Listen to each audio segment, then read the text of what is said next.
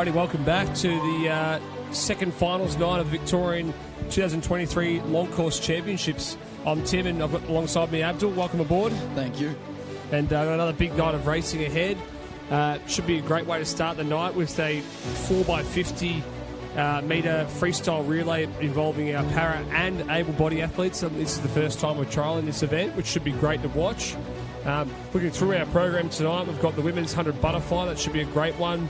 The women's 100 back, the men's 2 back, the men's 100 breast, the men's 2 free. So we've got some great events ahead. And to finish off with tonight, the grueling 4x200 freestyle relay. So a lot of racing to be done tonight, which should be good. A lot of short distance today compared to last night, so should be good. Yeah, I think last night we had a lot of 400s. I think last night was the 400 metre night. So tonight, a little bit more 200s and 100s. A couple of 50s in there as well. So we've got a bit of everything tonight, which should be good. That's right. And so I think we're almost ready to go here for our first event of the evening, which is the mixed 4x50, as we said, para and able-body freestyle relay. I think this is the second time that they've done this sort of relay. I think Might be the second time. Yeah, Australia's done it last year against the US, I think, in a duel in the pool meet. So Okay, well, there we go. Yeah. Well, I think, too, I think the rules are you don't have to be with your club to swim this one. If you can organise a team together with 4 swimmers to do it, you can. I think the rule is you have to have 2 para swimmers and 2 able-body swimmers to compete in this relay. So be interested to see what tactics teams go for in this one. Definitely. So over in lane 1 we have unattached. So that's a group of swimmers that have bound together to create a team. Then we've got Geelong Swimming Club B in lane 2, Geelong Swimming Club A in lane 3. Lane 4 we have Japan, lane 5 Melbourne Swimming Club, lane 6 Japan, and lane 7 Nunawading Swimming Club. So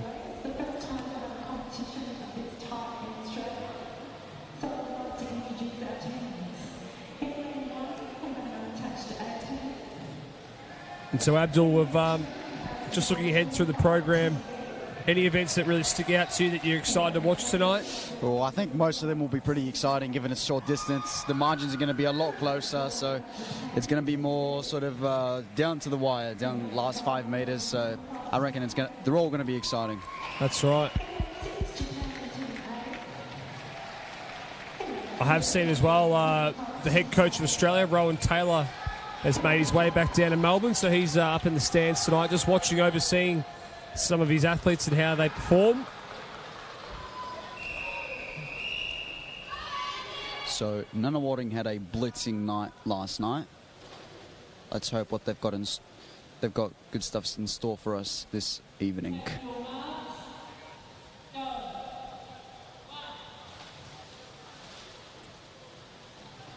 And so we do have a couple of handicaps in this race to try and create this event to be as even as possible.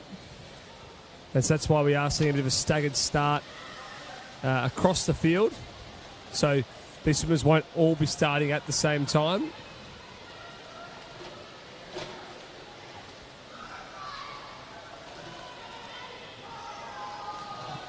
And so right now, over here next to us, lanes 5, 6 and 7 have now all just dived in. So lane 1 over there at the moment is leading us. And you can see now those 3 teams who started off are pretty much even right now. Yeah, that was a very close touch. 0.6 separating the first 2 teams. And it looks like a very good change over there from Geelong Swimming Club. Yeah, and they might have a pretty handy lead now. Yeah. It's important to nail those layovers as well, because last night I think there were a couple of disqualifications. And so we'll see how the staggered start, how even it actually ends up over these 450s. I think this event was actually meant to be 4 100s, but they have changed it to 450s. And so now it looks like Geelong A is still, or Geelong A and B are still fighting it right out, but close to us over here, it looks like Japan's starting to have a very good swim. Or is it Melbourne Swimming Club? Sorry, I think it might be Melbourne. I think it's Melbourne, actually. Absolutely killing it.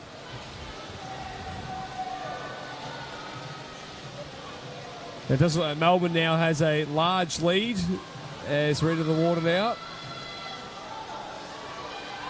And can they hang on and take out the first victory of the night? And it looks like Japan is coming home very strong here, up alongside Melbourne as we're coming down to the wall. Also finishing very strong over there is Geelong. This will be Japan a tight finish. Yeah, I reckon Japan's got it. And it does look like Japan have taken that one out. 2:18. So that is Geelong in second and Melbourne Swimming Club in third. That was interesting. Everyone led at some point during the race. Yeah, it was pretty even in the end. I think it worked out quite well in terms of the staggered start. They maybe had to tighten the starts a little bit more, maybe for those teams that started so far behind, maybe a smidgen, but I think that's what they'll learn with doing this event a little bit more. As I said, it's the first time trialling it. So move on now to event 24, the men's 100-metre breaststroke multi-class World Para Series, and so this should be a really good race in this one. We've got a couple of familiar names that we've called the last few days, and we'll go through those names now. So Joshua Wilmer in lane 1 from New Zealand. Lane 2, Riley Moore from Australia.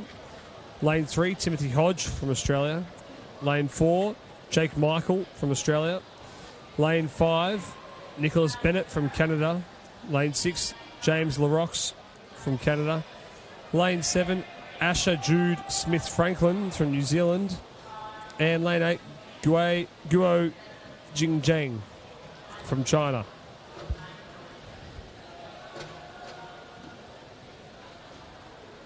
So here we go for this 100-metre breaststroke, and so got multiple categories in this one. Yeah. Yeah. We've got a couple of S9s, 2 S8s as well, and 2 S14s. So there should be sort of 3 battles going on in this race. For sure. As I sort of explained at home, that these guys aren't technically all racing each other.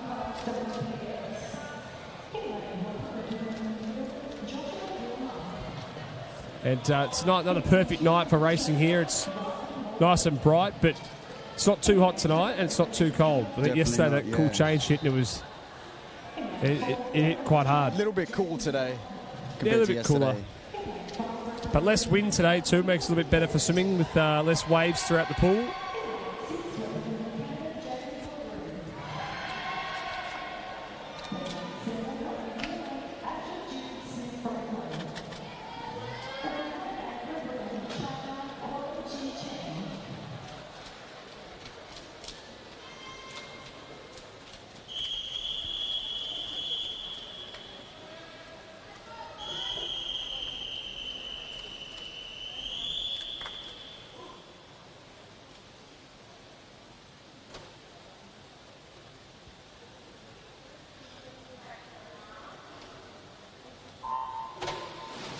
Alrighty, and the 100-metre breaststroke World Para Series is underway here.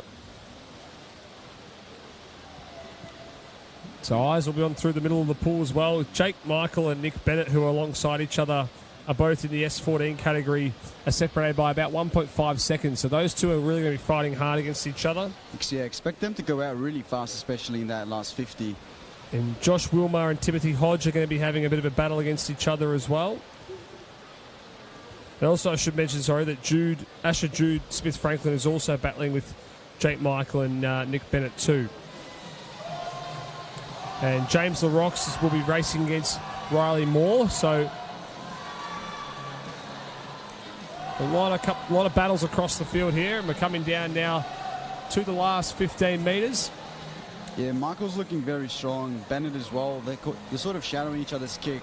There's going to be a tight finish between these two. Now, 107 and 108 this morning, so let's see how fast they go. So it looks like they're going to be a little bit quicker than that. Yeah, definitely much quicker. There we go, 103, 106.3 and 106.4, so he just tips him out there, Michael.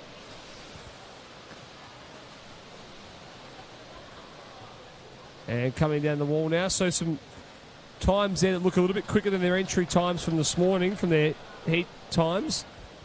And Gu Jingjiang coming down now.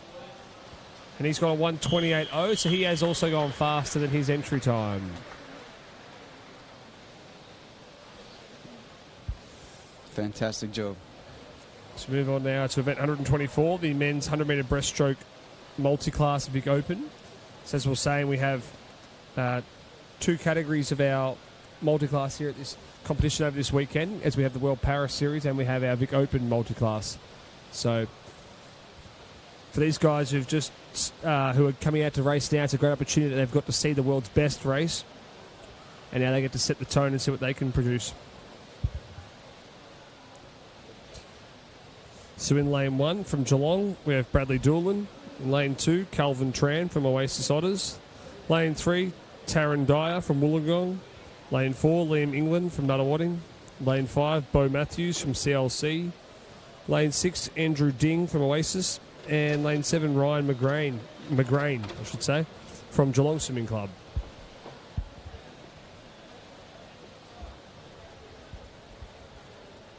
So we've got a 13-year-old there, Bo Matthews, who we've seen perform amazingly last night as well. Yeah, he's becoming a household name here for Swimming Victoria. He's stopped in a lot of events. Such a young age, he's got a big future ahead of him.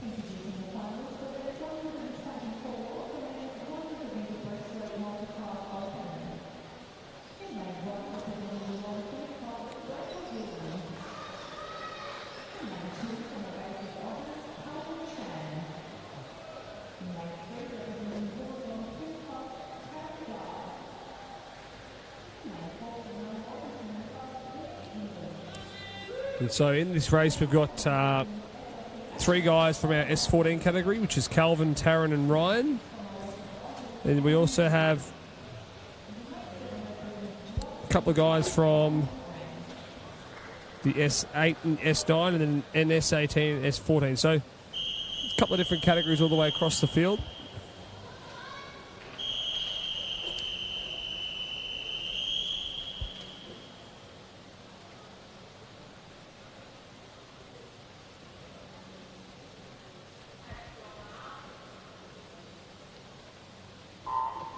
Long hold there. They've got a long hold on the start as these guys get up and racing. So really good breakout there, though, from Liam England in lane 4. Yeah, he's off to a great start. He's very controlled with his stroking, as you can see. He's making sure he doesn't spend all that energy at the start. One of these guys can channel their inner Kaylee McEwen after we saw how fast she went in the 100 breaststroke last night. Definitely. And so Liam England's looking really strong here in lane 4. And he starts off with a 38.8, which is a very good start for the first 50 split. Well, the heat time of 1:22, he's going to be wanting to try and hopefully come back maybe in a 41, maybe a 40 point here. And he can definitely be going quicker than what he went this morning, which is a 1:22. Alongside him, though, Bo Matthews is starting to really pull through here in this second 50. And he's actually looking probably a little bit stronger. Yeah, I think he might be catching up there in Nunawading swimmer, just a tiny bit. Yeah, it's going to be a tight battle between those two. And they're in lane 3, Taryn Dyer as well, coming down the wall now. I reckon Bo's got it. 123, so a little bit slower than what these guys were going this morning, although Bo Matthews has dropped a big PB, by 2 seconds there. Yeah, yep. 2 seconds, Bo. Liam England slightly over his time from this morning. And so we move on now to event 25, the women's 100-metre breaststroke multi-class World Para Series. So we've got, I think we've got just 3 countries here: Ireland, Australia, Canada, and New Zealand as well. So yeah, we've got 2 guys from China who were in the emergency as well, who didn't quite make the final. So for them, their goal would be, when the World Para Series moves on to Italy at the next destination, to be to try and make that final that these guys have missed today. So it does show that there's some good depth, though, coming through in these events, and you need depth to help actually expand and create better competition. For sure. The only way you can improve is actually racing people better than you, and that you can catch them.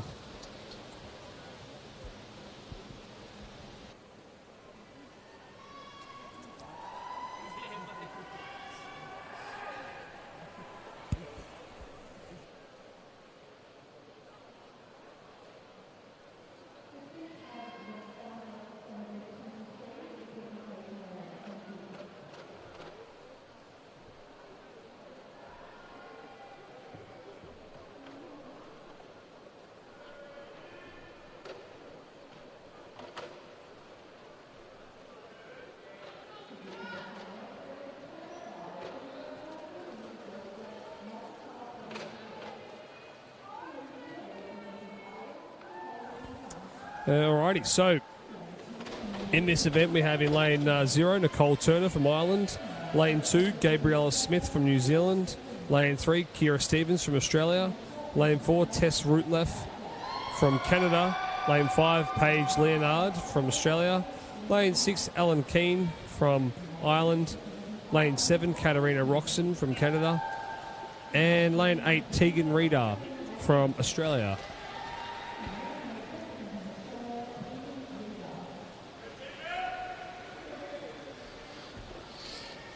All right, so this is event 25, the women's 100-meter breaststroke multi-class World Para Series.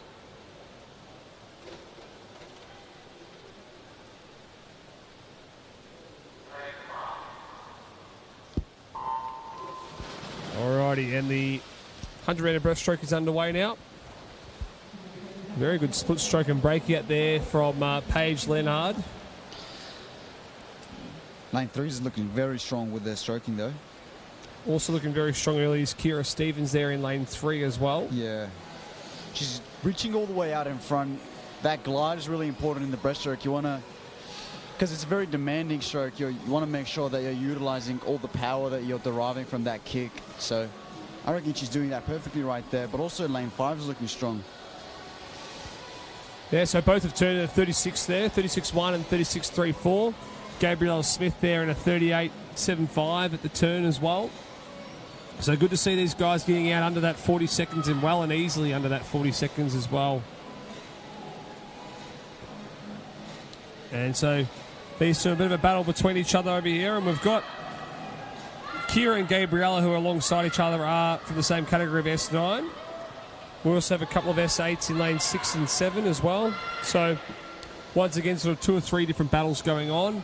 And coming down to the wall now, let's see the time that these girls go. They did go 1:19s, their entry times, and they have both gone quicker than that with a 1:18.2 and 1:18.3. So Kira just touches her out there.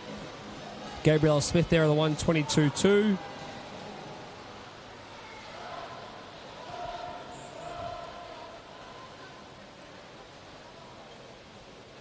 And there we go.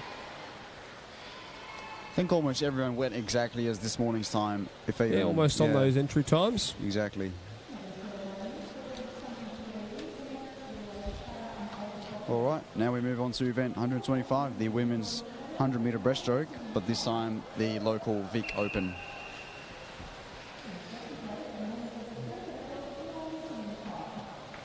So in lane 3, we've got Evie Lee from Geelong. Lane 4, we've got Montana Atkinson from Helensvale. In lane 5, we've got Gemma Selleck from Warringah Aquatic. And lane 6, we've got Kira Warwick from Flyers Swim Team. So something to note here, the whole field is pretty much very young. Like the youngest is 12, the oldest is 16. Yeah, so yeah, very young field in this 100-meter breaststroke. Yeah, got a couple of 12-year-olds and a 14 as well. So very young, good experience for these guys. Definitely, for sure. You can imagine how fast these guys will be going in 5 years' time. 3, 4, 5 years' time. So a lot of room for improvement, you would think. And it looks like we're almost ready to go here. Swimmers just are adjusting the blocks. And we've also got a couple of medal presentations on currently too. In between, so it's a jam-packed evening when you've got medal ceremonies going on in between races. We've got announcements going around, so it's a great night.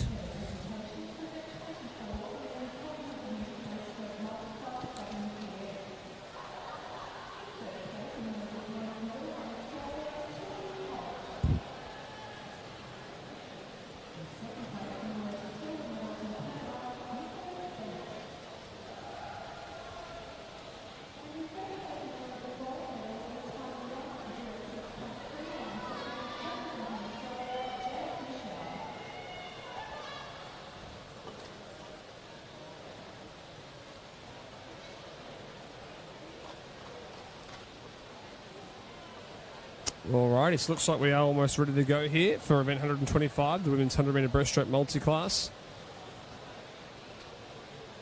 And so all 4 of these girls are actually in different categories. So, as we've said many times now, they won't be racing each other here in this one. but they'll be trying to produce the best time that they can. For sure, definitely.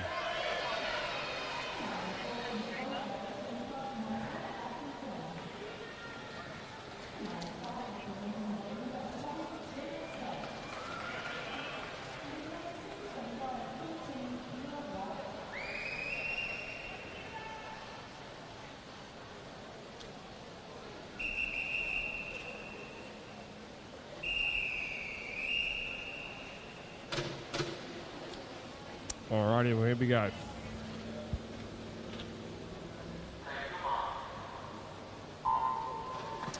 Alrighty, so the 100-metre breaststroke is underway here. A very good split stroke there from Montana Atkinson. You can see she almost got to the 15 off the dive there. Yeah, it is very hard usually in any stroke to get to 15, especially in breaststroke. So very efficient dive and a great split stroke.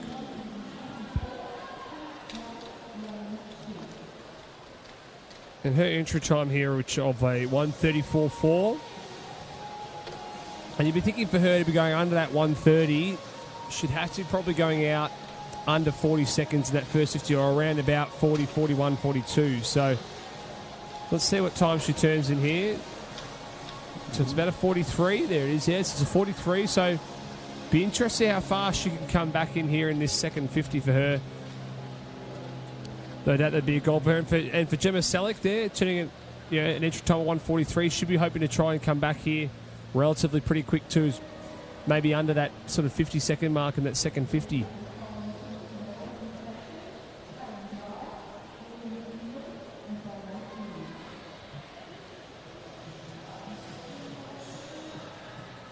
And coming down the wall now, we have just 15 metres to swim here.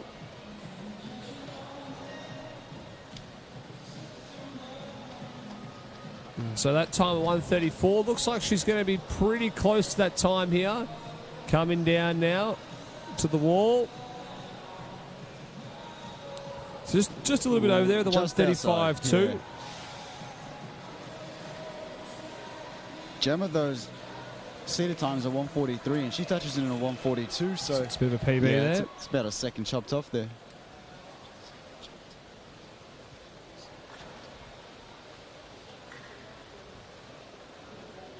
And a 1:57, so it's a good PB there for Evie Lee. She's just taken off 2 seconds, the 12-year-old there. So it's a great swim for her. And Kira Warwick now coming down. Had an entry time of 2:17. And let's see what time she goes here. 2:15, so she's also taken off 2 seconds there for Kira. So well swum there, girls. Some big PBs in that 100-metre breaststroke. So move on now to a really intriguing race, and it should be an awesome one to watch here. Some big names in it. Definitely. Event 26, the men's 200-metre IM. And so some names that stand out to me there. We've got Sebom Lee in lane 3. Marco Sasanto in lane 4 from Melbourne Vixen. Now, I have had a chat to a couple of people around the pool that Marco is swimming 4 200s tonight. He's got the 2 IM, the 2 back, the 2 free, and the 4x2 free relay. The big four. Yeah, the big four. So quite night for Mr. Marco. We've got Silas Harris in there. I know he's a big fan of famous movie director called Tommy Wiseau. So I don't know. That's a fun fact to run there. And Will Sharp and Jack Gurry there as well. So yeah, and Elliot Rogerson, also another familiar name, and Jack Gurry and Tannen Curtis Murden from Surrey Park as well. So some familiar names that we call often. So lane 0 got Callum and Halpern Lavelle. Lane 1 we've got Will Sharp. Lane 2 Silas Harris. Lane 3 Sebom Lee. Lane 4 Marco Sasanto. Lane 5 Evan Chi. Lane 6 Elliot Rogerson. Lane 7 Cameron Bladen. Lane 8 Jack Gurry. And lane 9 Tannen Curtis Murden. So to note there, between the slowest and the fastest in this heat's about 5 seconds. So when you think about it, it's over 200 metres. That's not a lot, to be honest. So it's pretty much, over each 50, they should be about a second apart from each other. It should be a good one to watch, and you get to see where the swimmers' strengths are. I know Marco's quite good at all 4 strokes, as is Sebom Lee. He's very good at all 4. I know Silas is a great long-distance swimmer. Same with Elliot Rogerson. Evan Chi's pretty good all-round as well. So for sure. We will see how these guys all play to their strengths And we are underway there. Looks like a really good breakout over here from Cameron Bladen from Tiger Sharks in lane 7. Also swimming well. Looks like it was Seabom Lee there in lane 3. So it looks like Bladen might still be leading, although Callum Halloran Lavelle is having a very good swim over there in lane 0 as well. Seabom's just holding out there in lane 3, though. He does finishing on a full stroke, which is good to see. There you go. Cameron Bladen out there at a 25.9, so that very fast. And so Seabom Lee's looking in a really good position here. I know that his breaststroke's probably his weakest of his 3, so he'd probably want to have a big lead here. So I know Marco's quite good at his breaststroke. Elliot Rogers is having a very good swim in the backstroke leg here. He's starting to move through. So it looks like Seabom Lee's just starting to develop a bit of a lead now. He comes out, turns in a 56.8, so he's out nice and quick, followed by Marco, and then Cameron Blade and Elliot Rogerson in 4th. And so into this breaststroke now. And Seabom Lee is still holding on to that lead right now. It doesn't look like Sasanto or Rogerson are reeling him in. Yeah. He's held on to this lead pretty well. So he's keeping his lead. And for a 200, his pace is looking very strong, very high rate as well. And coming down the wall now. So this is Seabom Lee's to lose from here. So he turns at a 132, followed by Marco at a 134, and then Elliot Rogerson in 3rd. So Seabom's leader times are 206.5. They expect Elliot Rogerson to finish very strong there in the freestyle. And Seabom Lee is going to cruise through here and take this victory out. I think he's easily shaving off a few seconds there. 206 leader time. Yeah, let's see the time he goes. 2:01. There you go. Quick swim for him. Look at that. And Marcus Sasanto at 2:03, followed by Elliot at 2:04. That's some really quick times from those boys there. From memory, at the trial times last year, I think 2:03, 2:04 put one of these guys in 5th or 6th. So that's some great swimming from these boys just there. I mean, the Vic All-Comers record was 158 2 years ago by Brendan Smith. So 2:01 from Seabom Lee. That's a massive effort. And so we move on now to the B final. We've got some familiar names in this one. Tyson Caddy, Haruki Nikanashi, Liam Malloy, Adam Selwood's in there, Calvin Reed. So we've got some familiar names that we've called over the last couple of days.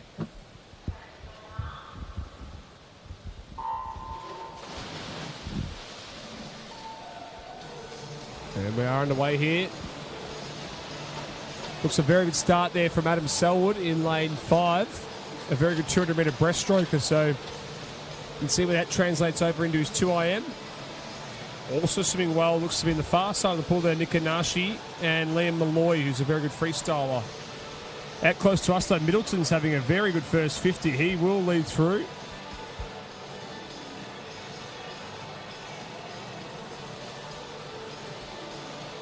So Will Middleton there, leading through that first 50 of fly. It looks like Kingston from Carlisle's also coming through quite strong over there in lane 1. Haruki Nikanashi as well. So it looks like lane 7, Milton, there's kind of making a lead on the others as well. Yeah, well, it looks like Will Middleton's starting to create a bit of a lead now by about body length and a half. Turns to 100, so he's on track here for a really good swim. He went 2:12 this morning. And Kingston looking now to try and reel him here in the all-important breaststroke leg. I think all across the board, everyone's starting to adopt that narrow kick that you were talking about last night, Tim. Yeah, and don't sleep on Adam Selwood here. He's a very good 200-metre breaststroker. You can see him in lane 5. He's starting to reel these boys in. He actually might lead them here at the last turn. He's gaining with every stroke. You can see him. He's right got himself into 2nd now. I think Kingston will still lead him through, will he? So it's hard to say that. Yeah, he is by about 0.4 of a second.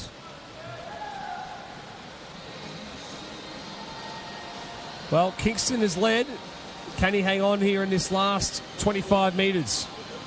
Lane 7 starting to get tired just a little bit. Sorry, I meant Middleton, sorry. And Kingston, is finishing very strong. I think Kingston's going to swim over the top here and take it, followed by Selwood and then Middleton.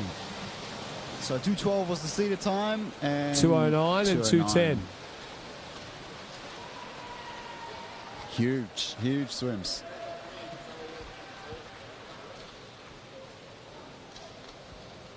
I think everyone there shaved off about a second or two from this morning. So now we move on to a more distancy event, the women's 400 meter freestyle.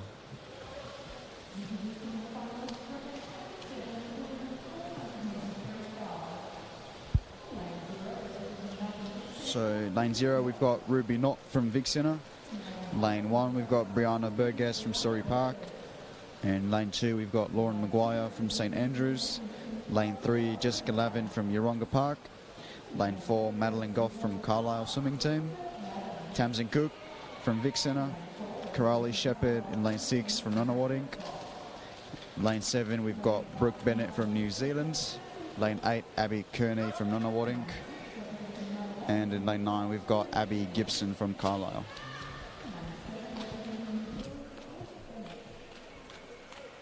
Yeah, so a 400 freestyle up, and we've driven A final and then also a B final in this one. So some good depth in our 400 metre freestyle, which is great to see. It's always been an event that Australia's done really well at over the years on an international level.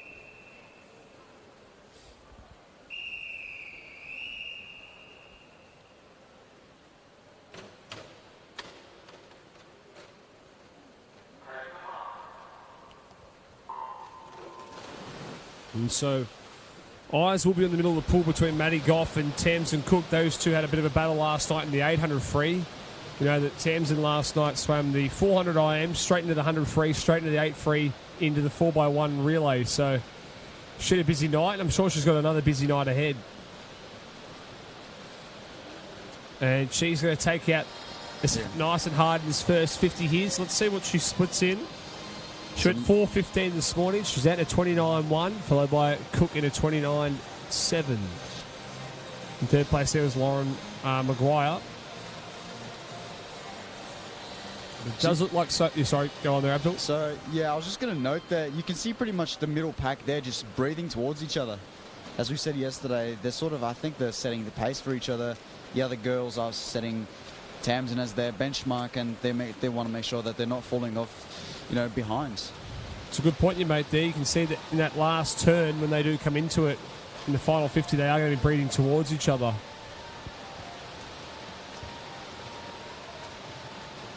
And so Tamsin with a small lead over Goff at this stage, and in third place does look like Jessica Lavin's got herself there.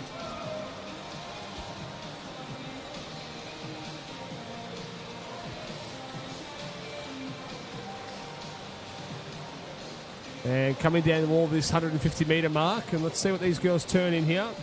So 132 and 133.3, so it's about half a second now between these two.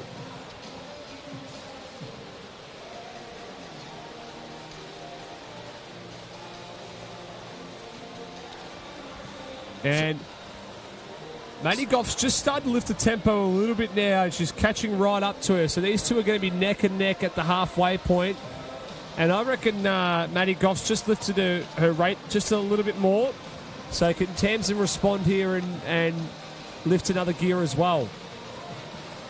Yeah, it looks like the pull that the water catch that they've got is amazing, and their kick, they're not relying on their arms, which is also good. They're sort of evening making sure that their arms and their kick are doing equal amounts of work.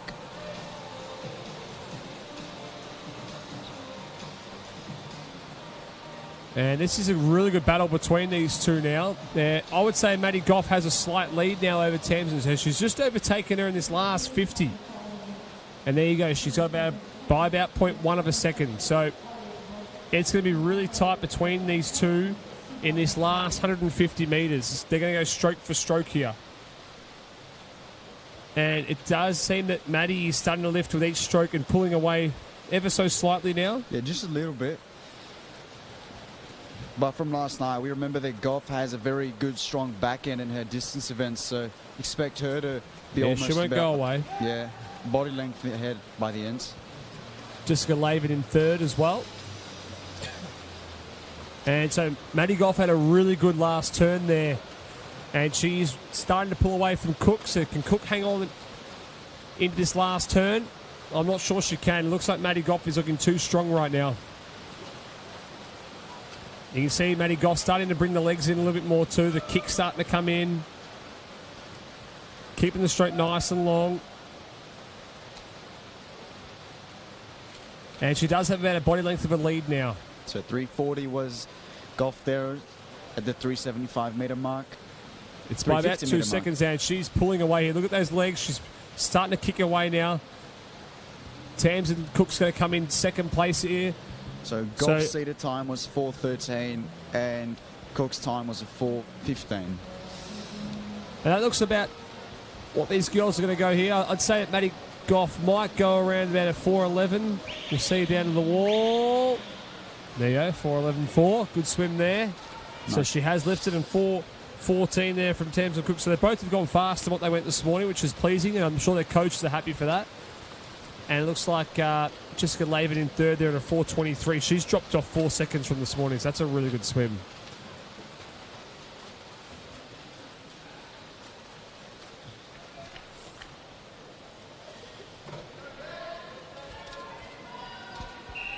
All right, now we move on to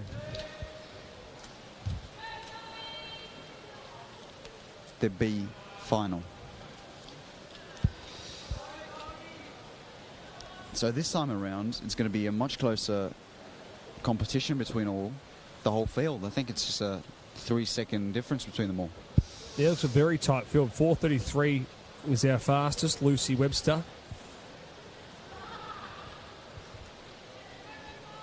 I know Michael Skrodsky, her coach, calls her the barbecue after the Weber.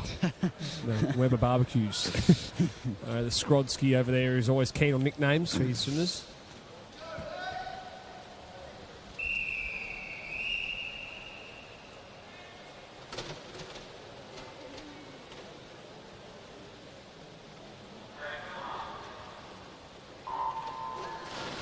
Alrighty, so our B finals now underway. This 400-metre freestyle, as you're saying, Abdul, a very tight field. So this could be anyone's race, really, when you think about it, when you've got less than 4 seconds separating first to 10th. Definitely, but it looks like the lane 9 Western Melbourne propulsion swimmer there sprinting the first 50. Yeah, she's making sure, looking all the way across the whole field, making sure that she touches him first at the 50. So 33 was her touching time. Out nice and fast, out at 30.5. So it's a very good start there.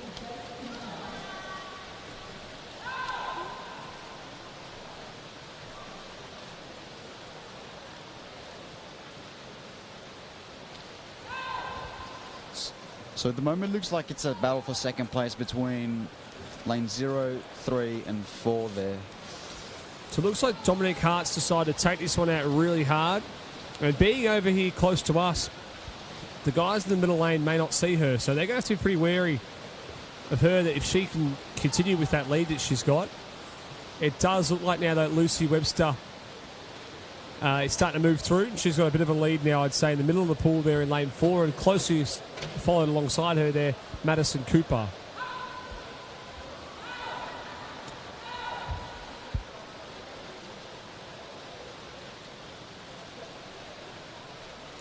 And so it looks Dominic Hart may have just dropped off the pace ever so slightly, and Webster in the lead now at a 1:37, followed by Maddie Cooper. And in third place over the other side of the pool now, looks like it's Kiara Mooney. So, yeah, Webster's looking very strong at the moment, coming up into the 200-metre mark. Yeah, she looks like she's timing her race really well now and building through each 100. And these other girls are going to have to stay with her here as we're coming down to the halfway point, the 200-metre mark.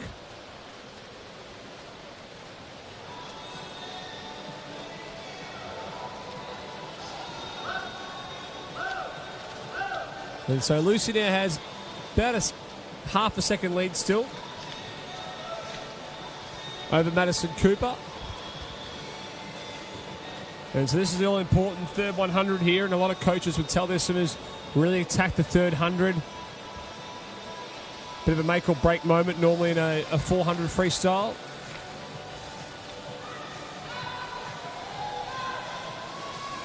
Madison Cooper there in lane 3 is also known to be very good at distance events. It's not backing down from Lucy. she's making sure that she's keeping up with the leading into the last 150 there. So Lucy's just kept her lead pretty much the same for the last sort of 100 metres or so. Maddie Cooper hasn't really caught up any ground, and Lucy hasn't really gained any ground. So these two are just going to be neck and neck battling out. And you wonder how fast these two girls can go in this final 100. We could be in store for a really good battle between these two. And it's a really tight battle for third, though, between lanes 0, 1 and 2 and lane 8 over here. And Claire Milligan might be pulling through as well. She might try and push up here for third as well. So, tight battle. Looks like Lucy there's gaining a little bit of ground there. You can also almost see that she's sprinting it. Yeah, you can see these two girls are starting to bring their legs in a little bit more, and I think it's really important at a 400 free that even though you're in the last 100, you don't want to max your legs in the first lap of that last 100. You've got to have something in store in that last 50. And so Lucy does have now by about a second lead. So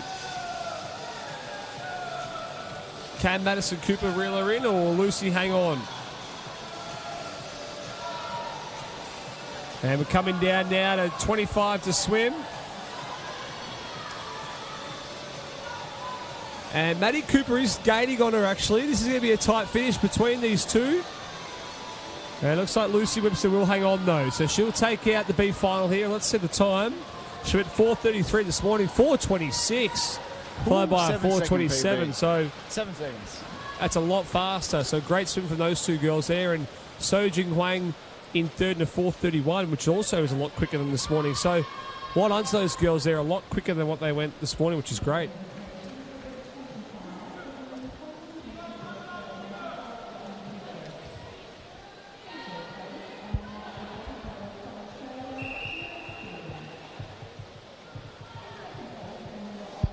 All right, now we move on to an even longer event, the men's 800-metre freestyle.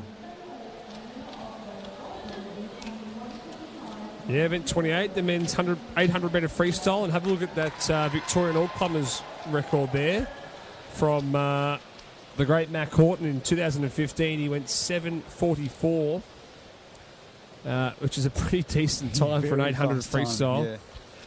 You have a look at the fastest qualifier tonight is 7:58, so yeah, intriguing how close they can get to that. But anytime you're going under 8 minutes for an 800 freestyle, you are going pretty quick. Definitely, averaging about less than a minute per 100. Yeah, definitely. Yeah. And when you think about it over, 8 100s, it's very fast. Definitely. And so we'll go through the names here of our 800. So we've got in lane 0, Connor Hayes from Doncaster. Lane 1, Jesse Phillips from Surrey Park. Lane 2, his elder brother, Flynn Phillips from Surrey Park. The Bash Bros taking each other on over there, the Phillips Bros. We've got lane 3, Tayase Nakumi from Japan. Lane 4, Matthew Galea from Sopak. Lane 5, Kyugo Imamura from Japan. Lane 6, Tommy Lane from Haileybury. Lane 7, Robbie Dillison from Western Melbourne Propulsion. Lane 8, Joshua Carnes from Nunawading. Lane 9, Xavier Purcell from Western Melbourne Propulsion. So, yeah, it's going to be an interesting battle between the two brothers there in lane 1 and 2. Yeah, the bros. They might not be mates for about 8.5 minutes, but I reckon after that they'll be mates again. I think it's good for those two boys. They'll push each other along. Definitely. I do know that both very well, and they've been training really hard, those two guys, and both been swimming really well and improving every week. You can see Tayase Nakumi there slapping himself pretty hard.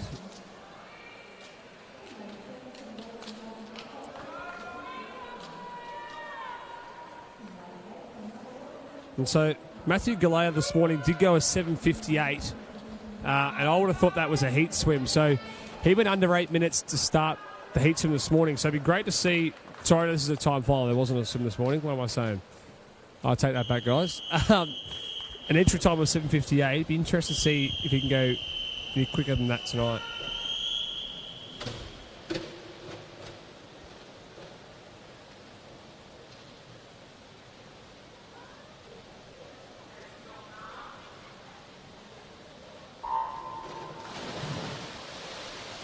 All right, and we are underway there.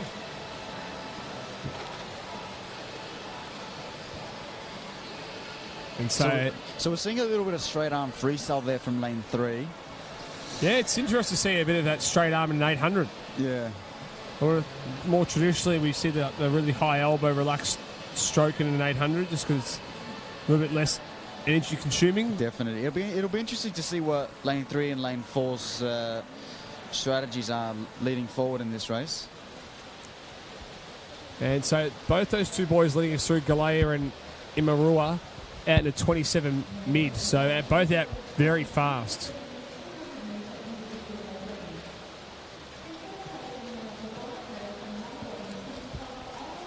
Looks like lane 4 might take the lead here. Galea leading into the first 100. Yeah, so Matthew. 57. Yeah, both out very fast there, those two boys. Out to 57. In third place there, Tuyase Nakumi as well. And Tommy Lane and Robbie Dillison over here having a good battle at the moment as well. So only 100 metres in. And these guys will now be aiming to set into a bit of a rhythm. We spoke to Jaden Bryan yesterday from MLC, the head coach, talking about how swimmers want to break an 800 down into 4 200s. So this first 200 will be about getting out nice and quick, and then you're trying to descend these next 3 200s after that.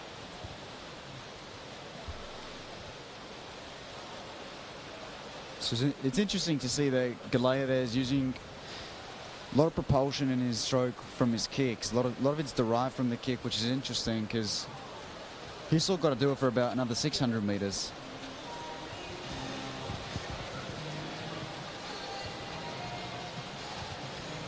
So 156 there for the 200 metre mark.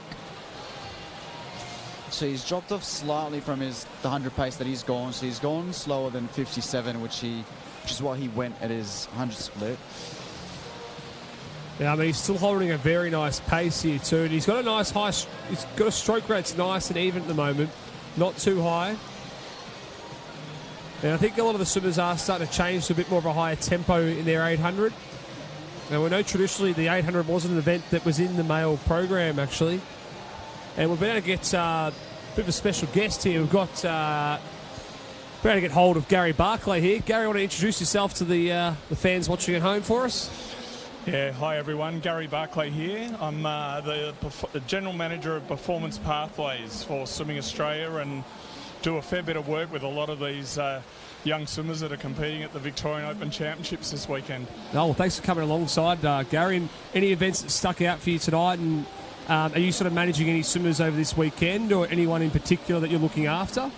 No, I'm not looking after anyone, but I'm just coming to have a look at a lot of the athletes that are in the Pathways program. So they haven't yet made their first senior team, but that's what they're aspiring to do. And the whole idea with the Pathway program is to assist the athletes and the coaches to improve as much as they can, close the gap on those athletes in the senior team and apply that upward pressure, which ensures that Australia stays at the forefront of competitive swimming.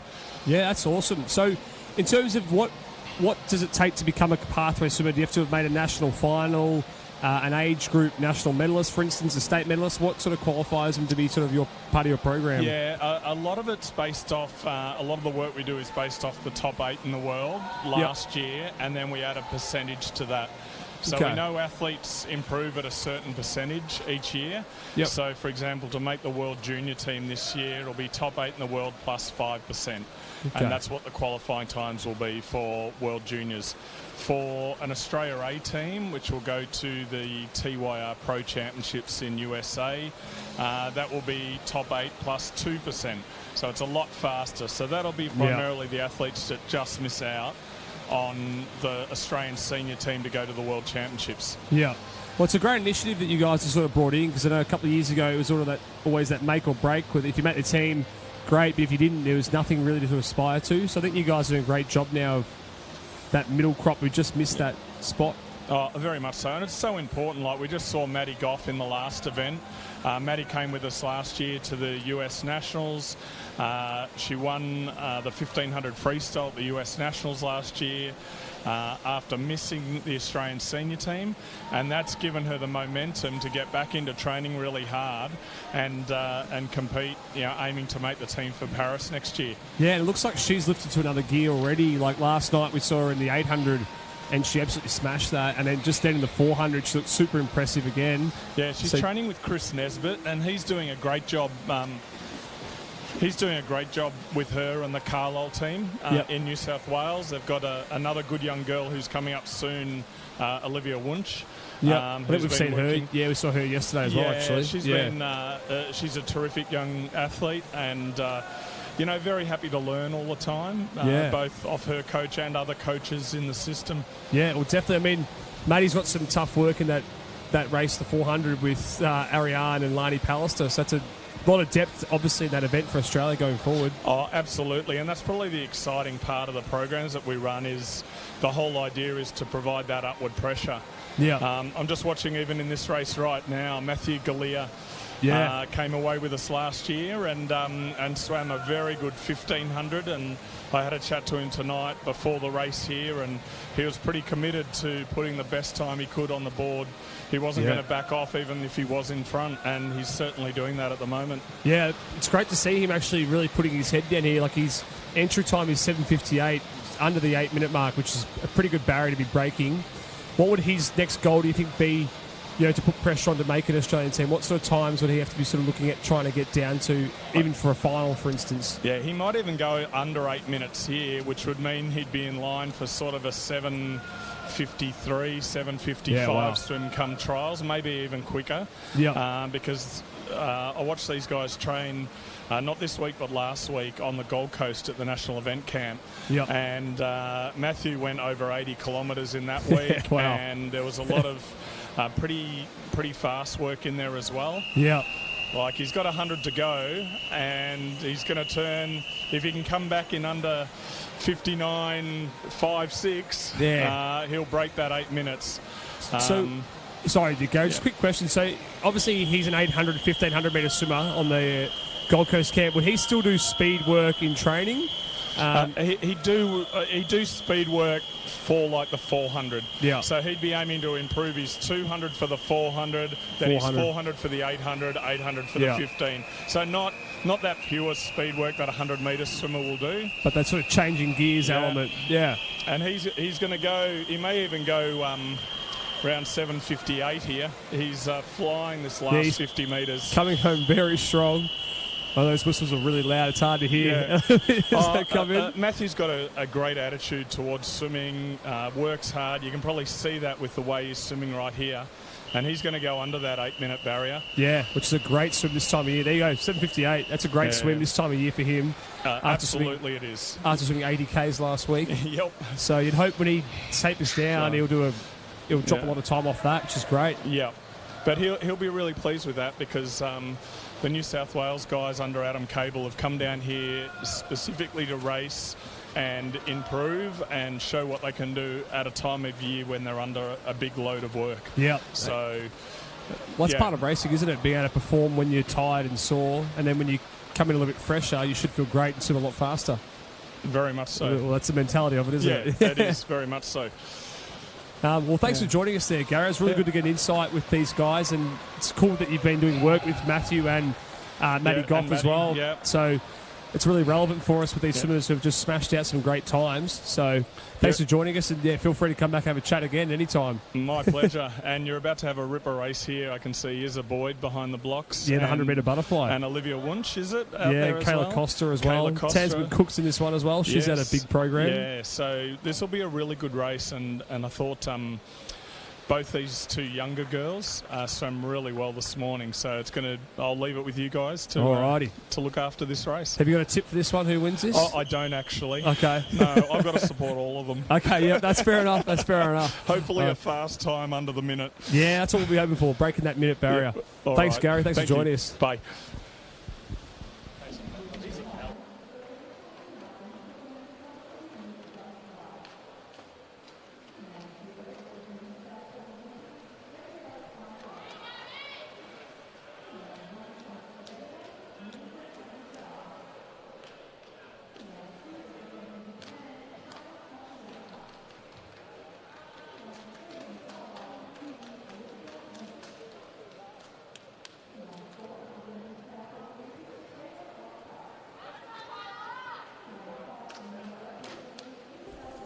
Yes, it was great to get an insight there with Gary Barclay, our pathways coach. You could hear what he was talking about, improving the depth of Australian swimming and getting those guys who sort of finish 3rd, 4th and 8th all the way through to how do we get them to that next level.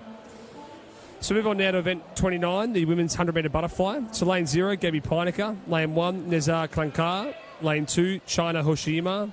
Lane 3, Olivia Wunsch. Lane 4, Kayla Costa. Lane 5, Isabella Boyd. Lane 6, Tansman Cook. Lane 7, Yoon Hae Kim. Lane 8, Isabella Osborne. And lane 9, Amy Crosby. So watch out there for lane 4 and 5. They've both got a senior time of 1:00. Let's see if they break the 1 minute barrier. As we've said yesterday, breaking the 1 minute always feels different. Yeah, it does, isn't it? Like, to go under a minute for 100 butterfly is a seriously fast time.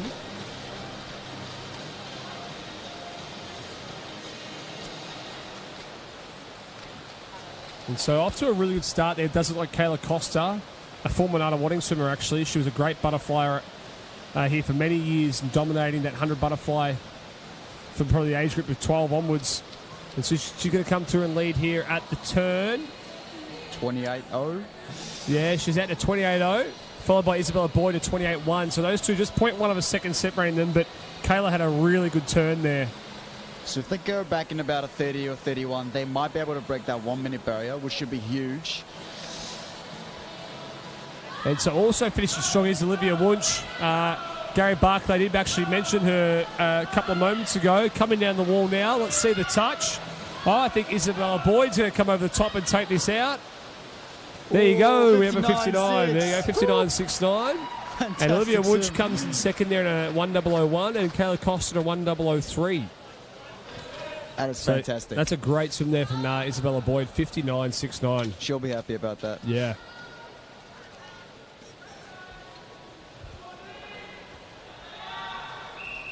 So move on now to our B final.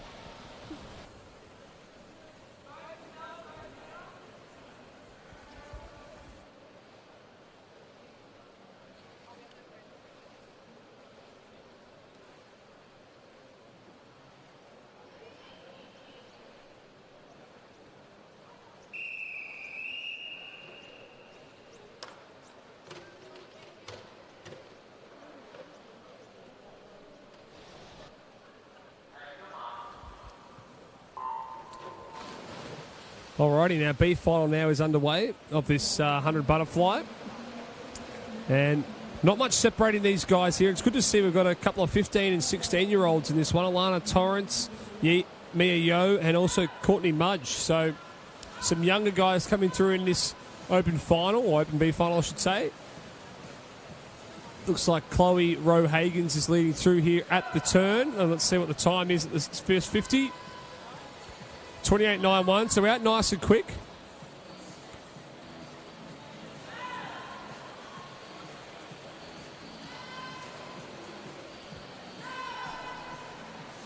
So it's pretty even though across the field. Looks over here close to us, it might be Thorpe.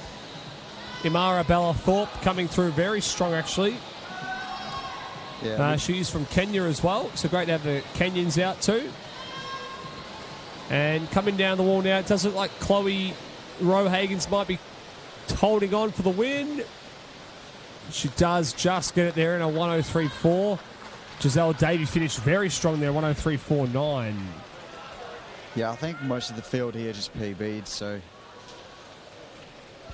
amazing swims. Move on now to the men's 50-metre butterfly. This one will be over pretty fast. We've also got some famous names here: Will Middleton, Sam Williamson, Jack Carr. It's going to be a fast one. Yeah, this should be a good one. So we've got lane 0 there, Dante Negri. Lane 1, Nicholas Layton. Lane 2, Ashton Brinkworth. Lane 3, Jack Carr. Lane 4, Will Yang. Lane 5, Cameron Gray. Lane 6, Christopher Elson. Lane 7, Toby McCormish. Lane 8, Nicholas Wu. Lane 9, Lachlan Jacket Simpson. So, fastest time this morning there was a 23.57 from William Yang. Be great to see if he can get down to a 23 low here, possibly in this final. Maybe Jack Carr and Christopher Elson, a couple of these guys pushing down to maybe a 24 low, 23 point. Yeah, it'll all come down to nailing every single bit of that race. The underwater, the breakout, even the finish. Could all mean half a second to a second difference.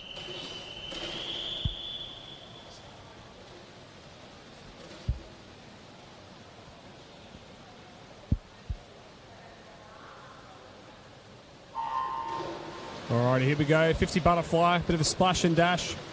Oh, great underwater there from Cameron Gray. He had the best of the starts, but now William Yang is coming through now. He's got a very high rate there. Is he going to be able to hold on? Looks like William Yang is going to take this one out here. Oh, there we go. 23.49, followed by 23.58, 24.25 for Christopher Elson. So Yang followed by Gray, followed by Elson. So the two New Zealander boys come in second and third.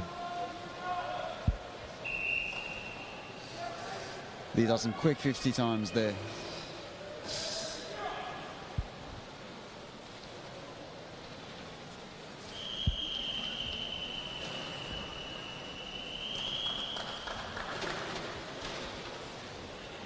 So coming up now is the B final.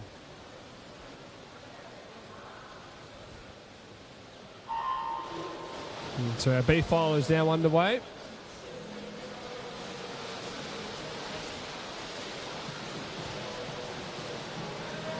Nana Watting swimmer there in lane 4. The 17-year-old's looking very strong. He's got very good timing. Timing his stroke, timing his breath. Yeah, it does look like Samuel Keenan will take this one out here. 24.45.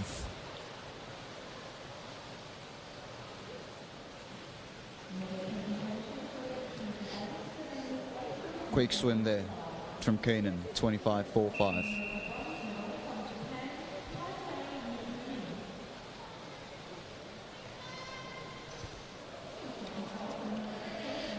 All right, now we move on to event 31, the women's 50-meter freestyle multi-class World Para Series. Yep, so got a couple of 50 freestyles coming up now, so it should be good to watch. We always love a 50 free. It's over nice and quick. Not many breaths taken. In this coming one, we've got 6 swimmers that will be directly battling each other. Yeah, in the S10 category. So this will be a really good one to watch because we can see right live in this moment who's actually probably some of the best time.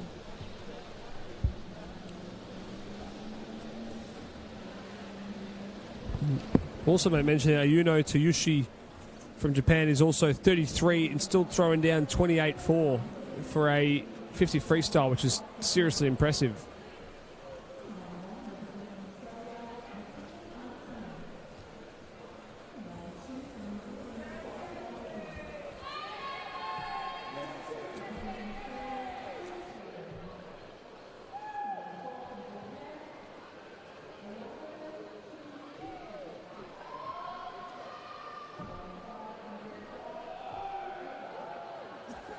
I have noticed that the officials have moved Randall Jones over the other side of the pool now, and he's doing a different job. He's not taking our swimmers out tonight. Maybe he's been told you don't take swimmers to the wrong end anymore. All right, so we're almost ready to go here. So lane 1, McKinley Arsenan. Lane 2, Gabriella Smith. Lane 3, Kira Stevens. Lane 4, Ayona Tsuyoshi. Lane 5, Ariella Rivard. Lane 6, Ariana Hunsicker. Lane 7, Erin Knox. And lane 8, Katarina Roxon.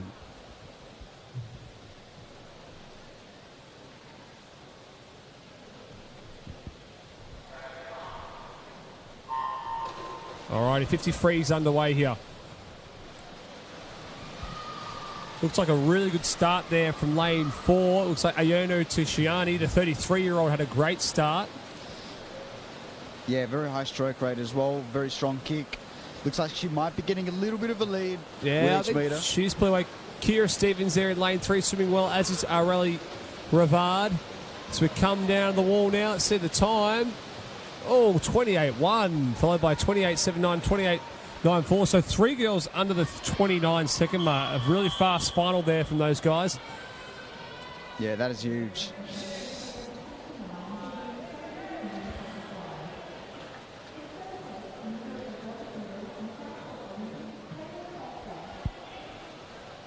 Move on now to event 131. The Vic Open Heat. Yeah, 53 multi-class Vic Open. And couple of times there, 32 point and 29. So be interesting to see if anyone else can get close down at 30 point, 31, 33 maybe. So lane 0 got Kira Warwick. Lane 1, Dorothy Pascoe. Lane 2, Matilda Mobbs. Lane 3, Sarah Howe. Lane 4, Kale Thompson. Lane 5, Grace Brimelow. Lane 6, Amber Stelling. Lane 7, Taylor Cameron. Lane 8, Olivia Miller. And lane 9, Sienna Durkin. So we'll mention here again, we've got a couple of 12, we've got a 12-year-old in here, a 13-year-old, a couple of 15-year-olds. So a very young field once again in this 50 freestyle.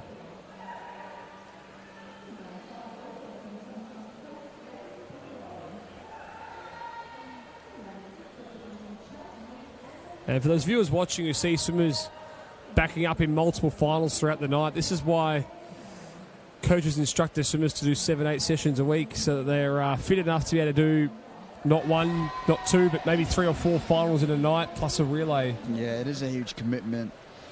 And I know when you're in heavy training, often these sort of big comps can be like a training session. You do 2 or 3 finals a night plus a warm down, a cool down in between. You end up swimming a couple of K a day. Easily a couple of Ks a day. Yeah, definitely, for sure.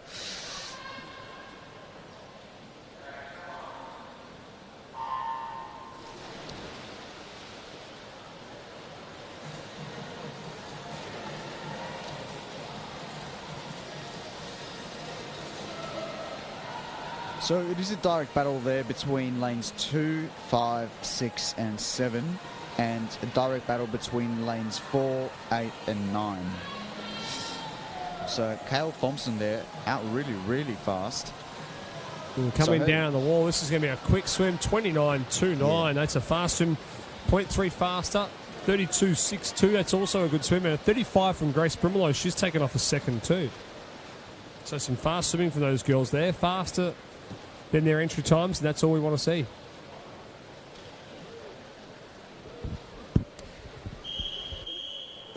Let's move on now to event 32, the men's 50-metre freestyle multi-class World Para Series.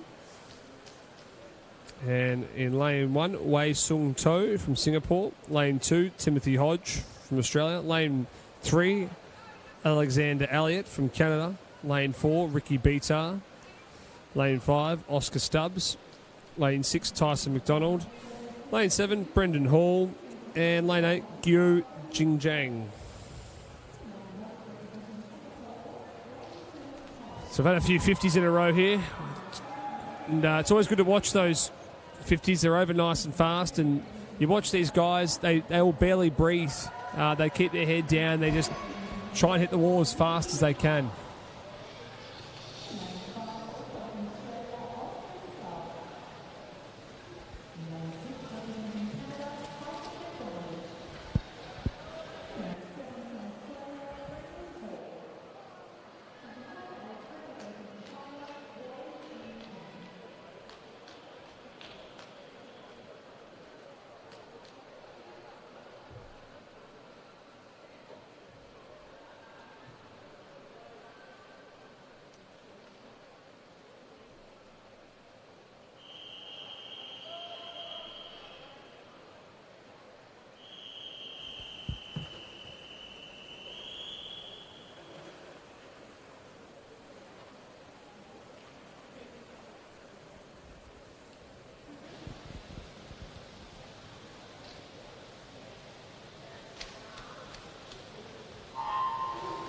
Very strong start there from lane 4. Yeah, really good underwater there from Ricky Bitar.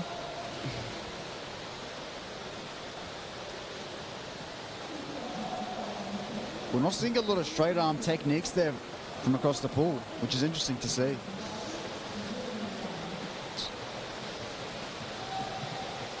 And coming out of the wall there, 25.1. That is a fast time. Almost down under that 25-second mark. I will mention that Gyu Jane just went 30.4. He's just dropped off about a second off his entry time.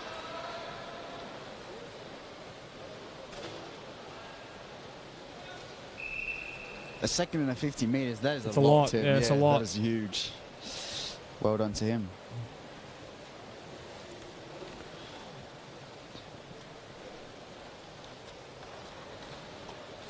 And so move on now to event 32, the men's 50-metre freestyle multi-class Vic Open. So lane 0, Siddhant Skachiva. Lane 1, Calvin Tran. Lane 2, Bo Matthews. Lane 3, Henry Hughes. Lane 4, Nicholas Layton. Lane 5, Dylan Logan. Lane 6, Callum Simpson. Lane 7, Dominic Hoggard. Lane 8, Liam England. And lane 9, Bradley Doolan. So these names are pretty familiar with us now. We do call them fairly often. These guys have had a couple of finals tonight and yesterday. Yeah, a lot of these swimmers would be very well-rounded swimmers. They can swim, long distance, short distance, all 4 strokes. It is quite a talent. It takes a lot of training to master as well. Well, I know yesterday Nick Layton produced a really good 50 butterfly, but he had a really short stroke on the finish. So his coaches would be hoping that they can maybe fix up his finish here in this 50 freestyle. Obviously a different stroke, but just the little things really do matter in a 50-metre race.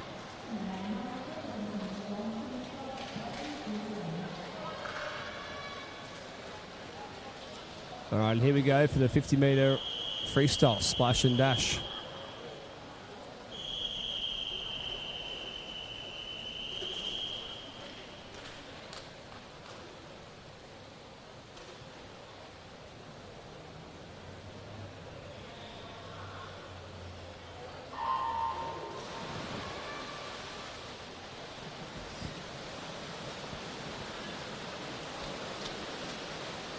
And really good start there, Nick Layton.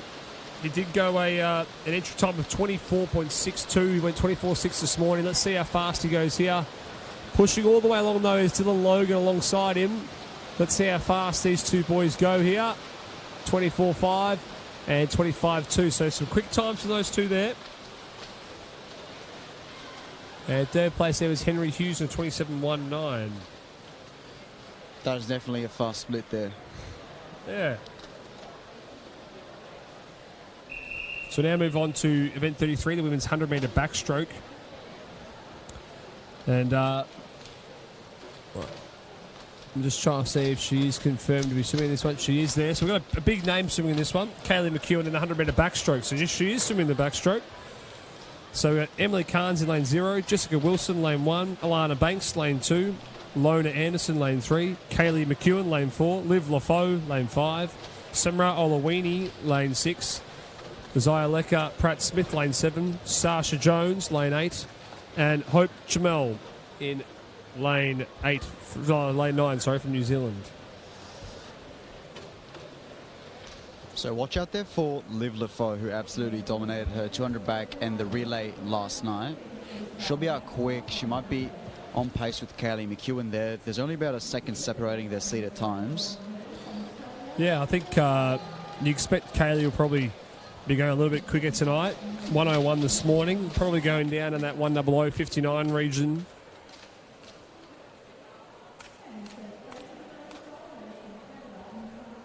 But we've got some depth in this final here. You have a look at these times, 101s, 102s, 104s. So it's going to be a pretty fast final, this one.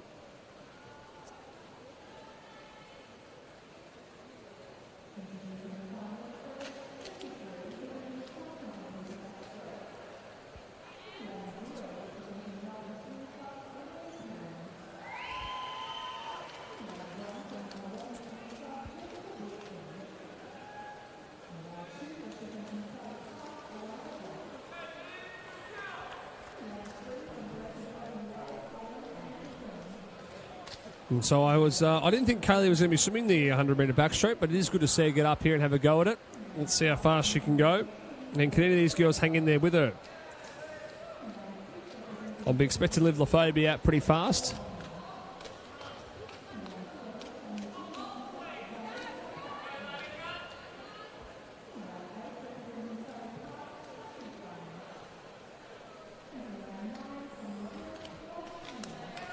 All right, here we go. 100-metre backstroke. This should be a good one.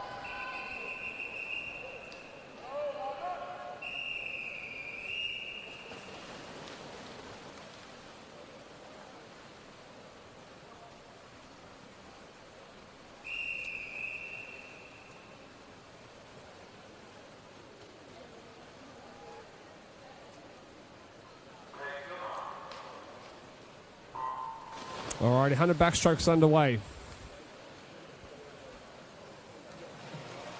And Kaylee had a really good start, followed by Liv LaFoe, who also had a great start. Yeah, Close to us here, Sasha Jones had a very good start as well. So those three are probably leading through at this point. Also, Lona Anderson there in lane 3, also swimming quite well.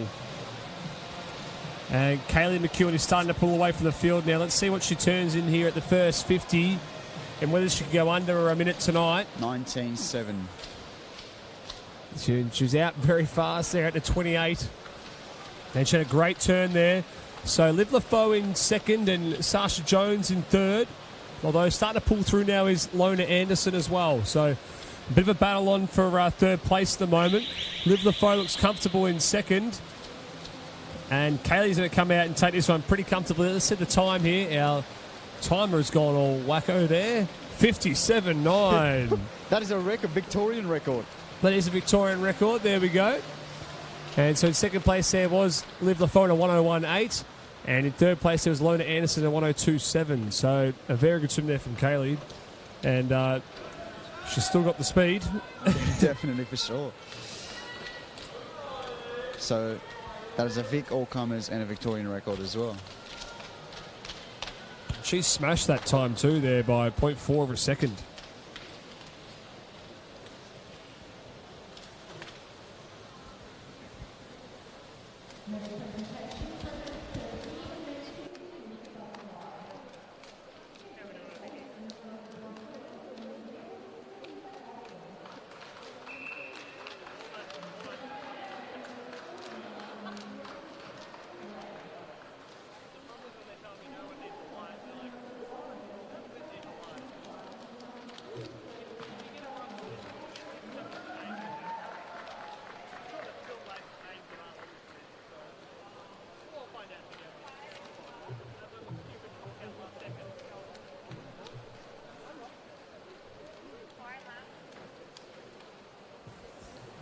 And so we move on now to our B final.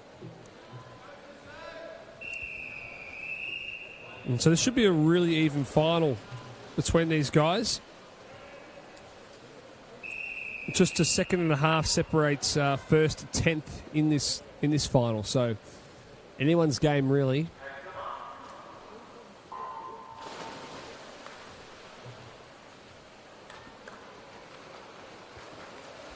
Looks like a really good start there in lane 3 from Sienna Shepherd.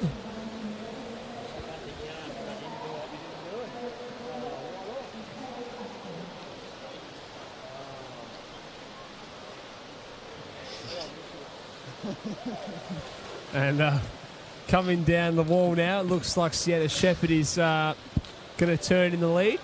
Turning 31.2, so out pretty fast.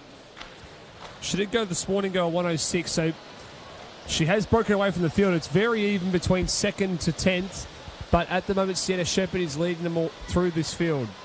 We're coming down the 75-metre mark, and it looks like Bridie Quayle is starting to catch up here with 25 to go. They're starting to get pretty even between those two. Yeah, Sienna Shepherd's losing the lead just a little bit, lanes 4 and 5 there. I think Bridie Quayle's finishing over the top here, and Mia Holl is also finishing very strong. Maria Holopova. No, it will be Bridie Quayle there. New Zealand swimmer takes the win, 105. Followed by Sienna Shepherd and Maria Holopova there in third. So that's a second and a half there for Quayle.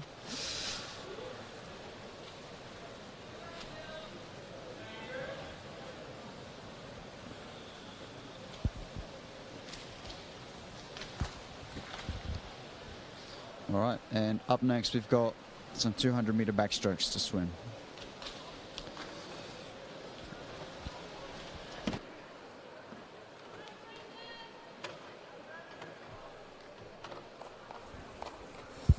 Yeah, this should be a really good one, the men's 200-metre backstroke. Have a look at that Victorian all-comers record there, 155 by the great Ash Delaney. Coach is up at St Andrews now, but he's still got some relevant records, and I can see him across the other side of the pool there. He's standing alongside the head coach, Rowan Taylor. So, two of the big names of Swimming Australia these days. And so, lane 0, we've got Evan Chi. Lane 1, Lewis Blackburn. Lane 2, Kazuki Nasu from Japan. Lane 3, Andrew Jeffcoat. Lane 4, Bradley Woodward. Lane 5, Joshua Edwards-Smith. Lane 6, Yuma Edo. Lane 7, Seabom Lee. Lane 8, Brendan Smith. Lane 9, James McBride. So a couple of big names there. Seabom Lee and Brendan Smith. They both do the 2 and 4 IMs, doing a bit of 200 backstroke. We saw Seabom Lee smash out the 2 IM about an hour or so ago. Be good to see what Brendo can produce as well.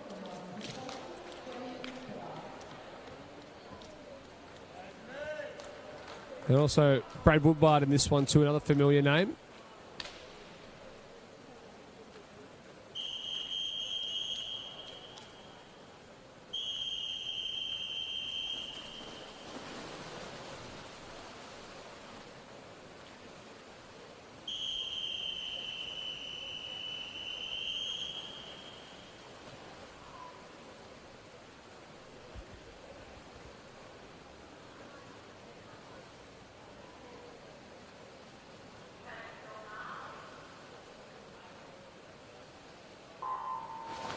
All right, our 200-metre backstroke A final is underway.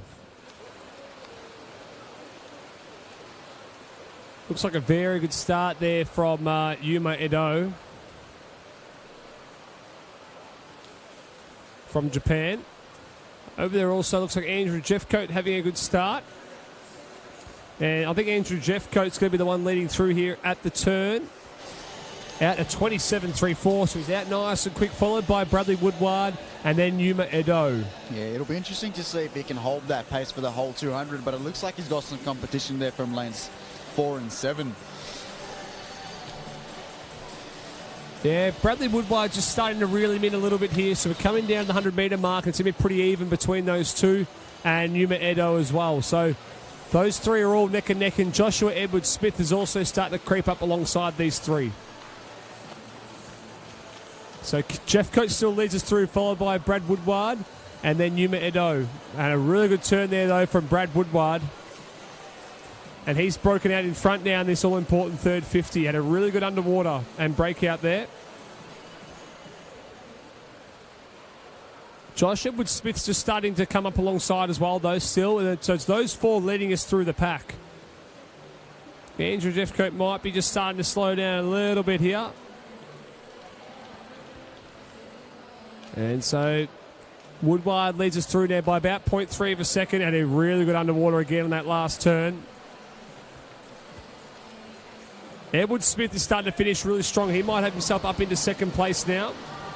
But Brad Woodward looks like it's his to lose from here. 15 metres to go. Went 200 this morning, and let's see if he goes under that 2-minute mark here. I reckon he's got it. Yeah, I think he has. There you go, 1:58.65. Edwards-Smith comes in second, followed by Jeffcoat in third and a 2:00.01. So two guys under the 2 minutes. Definitely. It's a sign of a strong final. It's like a 3-second PB there. So now we move on to the B final.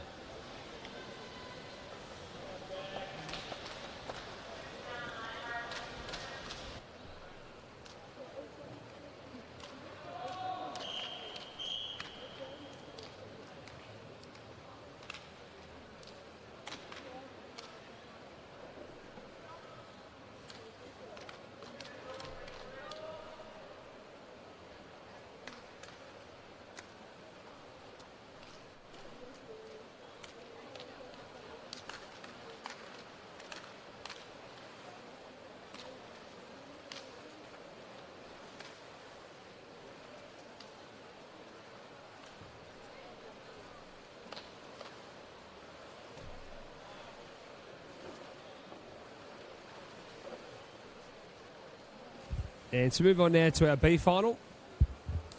I mentioned his name a little bit earlier, but Marco Sasanto, or I should call him Marco 4200s Sasanto. 2 IM, 2 back. The big four. Yeah, the big four.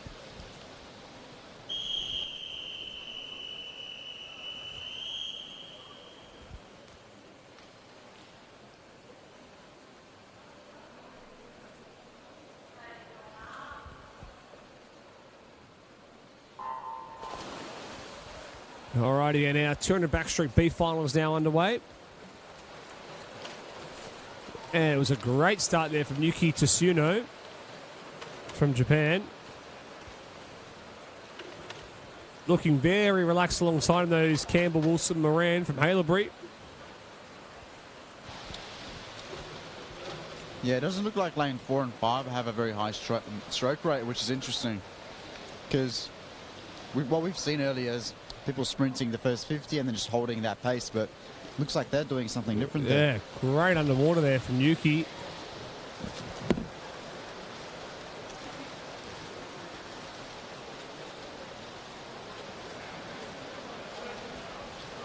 And so, coming down the 100-metre mark here, it does look like Campbell, Wilson, Moran and Yuki will be neck and neck.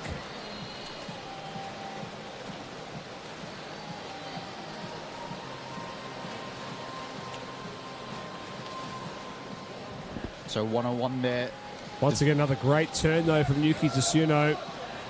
That's been the difference so far. It's just been his underwaters. It seems that Campbell, Wilson, Moran has been with him for pace throughout the lap, but just gives up probably a body length off the turn.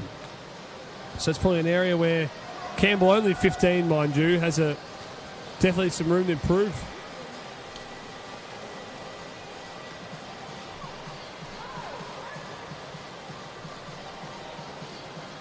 So it looks like it's pretty even there coming into the last 50.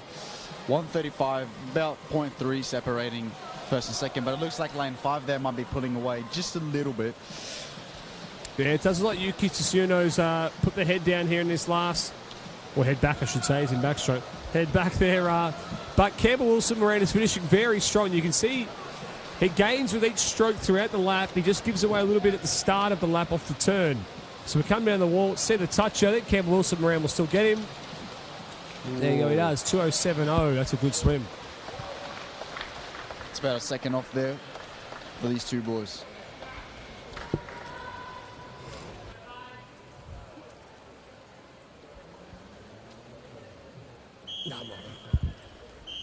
Alrighty, so we've on event 35, the women's 200-metre breaststroke. So in lane 0, Darcy Guthrie. Lane 1, Taylor Viney. Lane 2, Taylor Rodell. Lane 3, Rodell Smith. Lane 4, Katomi Matsugi. Lane 5, Zyleka Pratt-Smith. Lane 6, Michaela Smith. Lane 7, Zoe Deacon. Lane 8, Charlie Millard. And lane 9, Madeline Horvath.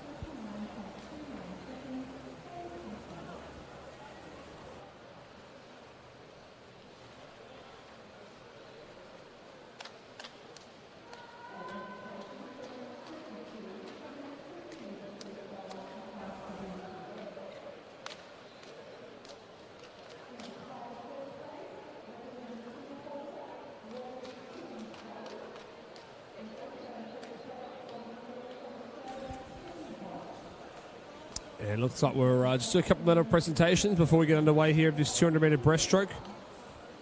The 200 breaststroke is always a pretty tough event to complete. It really hurts the forearms and the quads are really burning by that last 50 metres. Yeah, strategy really matters here, especially in this one, because as we've said before, breaststroke's a very technical stroke. A lot of the propulsion is derived from the kick, so don't want to go out too fast, but also don't want to go out too slow. So there's a fine line there. Like the timing of the stroke, everything should perfectly match as well. Yeah, definitely. And I think too, the coaches talk about that breaststroke. Over those three distances, you have three style of strokes. For 200, you're really focusing on that later timing with the kick. So you finish the arms, then you bring in a late kick. So you will see it here in this 200 here. These girls will be doing really efficient strokes with strong glides. And even though it's an efficient long glide, their tempo is still going to be quite high, though. It's quick glide, that next stroke. So we'll get to see it here.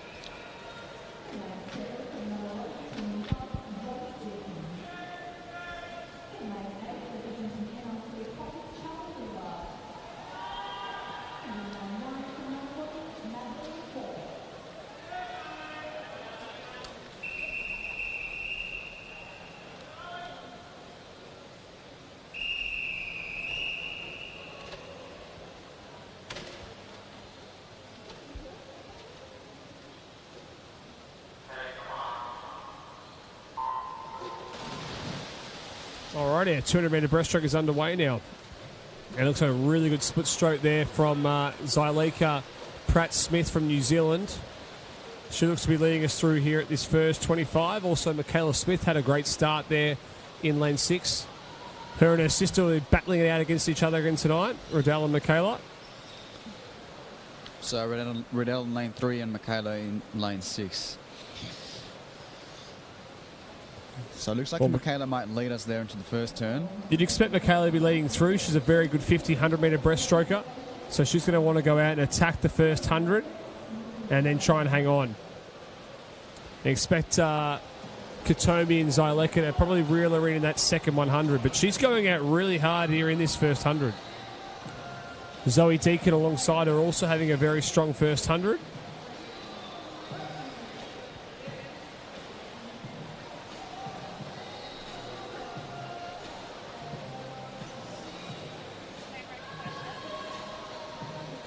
And we're coming down the turn now. Let's see what she turns in this first 100.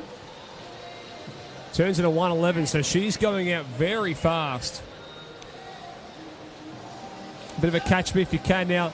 Out in the 1:11, Michaela could definitely be coming back here, possibly under that 2:30 mark here at the end of this 200. Yeah, her seeded time's 2:36, I reckon. Yeah, I think she could be beating that tonight if she continues with this sort of form right now. Comfortably under 2:30. Starting to move through now, though, is also Katumi Matsugi. You can see her there in lane 4, starting to really increase her rate, and she's gaining up to Michaela now. So these two might be almost even at the 150-metre mark.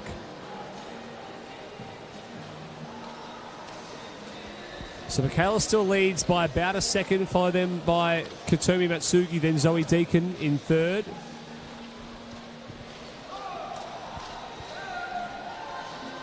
And this is going to come down the wire between these two because Katomi Matsuki is finishing very strong and Michaela is hanging on. So let's see who takes it out between these two. Also finishing very strong over the other side there is Riddell Smith in lane 3. She's got herself into third. Zoe Deacon in fourth. Yeah, look at Matsuki there. Started off in the first 50, almost last in the field, and now and Katsuki takes it out. There you go to 230, followed by Michaela at 231. Oh, and Zoe Deacon does get it just there over Riddell there at 232.98.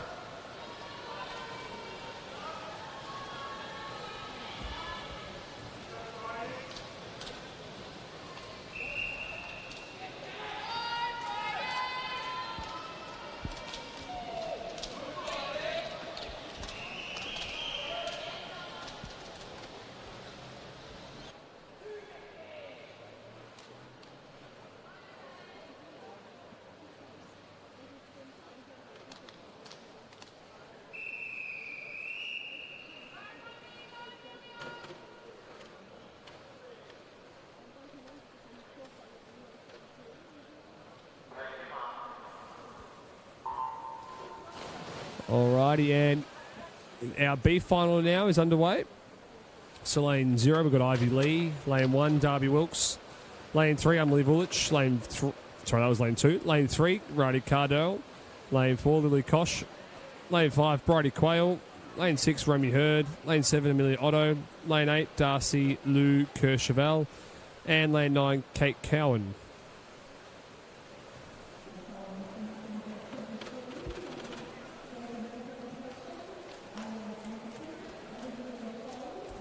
Lily Kosh had a very strong first 50 out there in a 34.9, so has already created a bit of a lead.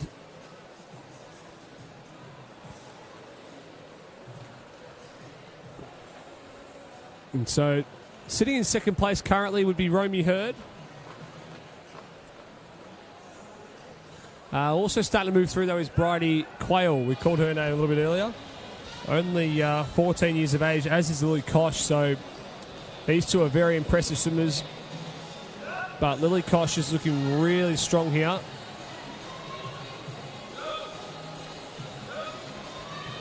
And it turns in a 1:14, so out very strong. Bridie Quayle there in second and Romy Hurd in third. And so Lily at 14 went this morning 2:44. Very quick there, insanely quick. I think she could be going under 2:40 here after turning in a 1:14. So Definitely. She's got a very strong lead there. And looks like she's keeping up the race. So. She looks really strong here. And she's increasing her lead with every stroke. Have a look at this. It's out to about 10 metres now.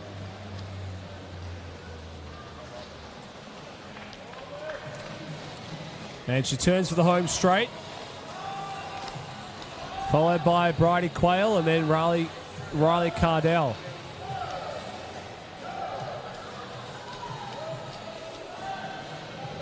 So Lily Kosh's time there's a 2:44, and she's got about 25 metres to go. I reckon she could easily go under 2:40 there. Yeah, we're coming down now. She's got 15 metres to swim. We're at 2:30 now, so I think she'll be going under 2:40. And I think she'll be going under it quite comfortably. There you go, 2:36. That is a great swim. She's just dropped off 8 seconds from this morning. In second place, there's Bridie Quayle and a 2:43. Riley Cardell there in third and a 2:45. So these girls have all gone faster than what they went this morning, which is great to see.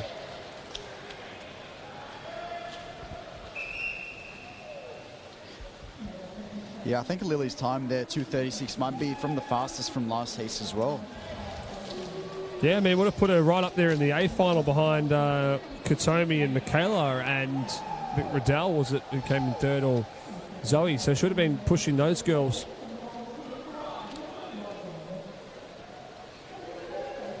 So move on now to the men's 100-metre breaststroke.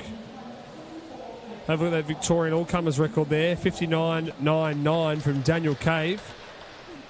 I think he's recently just retired, Cavey. But how about these some familiar names there? Sam Williamson, Adam Selwood, Josh Yong. So some names that we've called before. So the fastest seed there is a 1:00.7 from Joshua Yong, which is only about a second off from the Vic all-comers record. So we might be able to see Josh there go under the minute.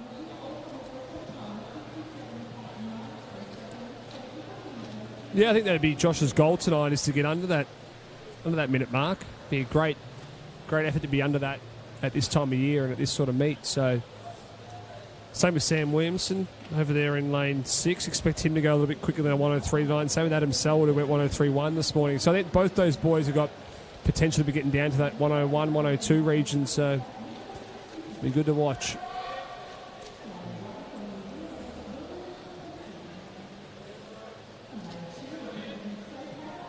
So lane 0, Lachlan McKenzie. Lane 1, Woolwich Coetzee. Lane 2, Haig Buckingham. Lane 3, Yuta Imamanashi. Lane 4, Joshua Yong. Lane 5, Adam Selwood. Lane 6, Sam Williamson. Lane 7, Calvin Reid. Lane 8, Lewis Ainley. And lane 9, Nicholas Stupas. So 15-year-old Nick Stupas there went 1:05.7 this morning. That's a really quick 100-metre breaststroke at 15. So, yeah, bright future there. Yeah, great effort to making this national final. Sorry, that was saying state final, not national. But I am expecting Sam Williamson to drop a fair chunk off that 1:03 from this morning.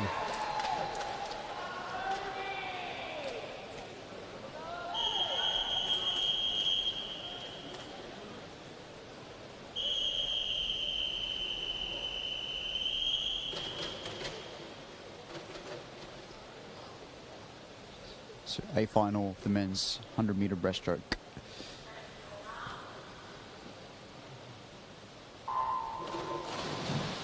And I haven't watched Sam Williamson's split stroke here. He's got an amazing power off that dive.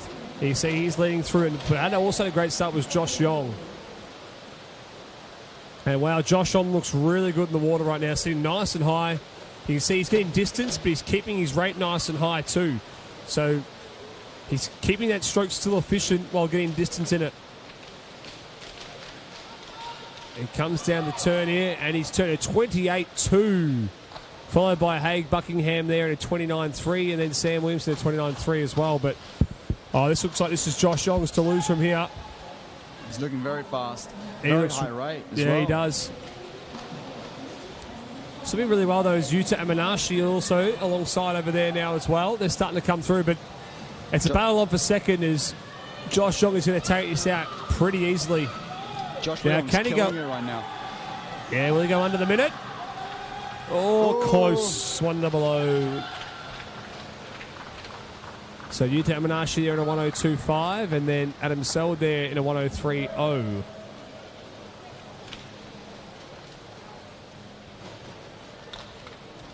And move on now to our B final.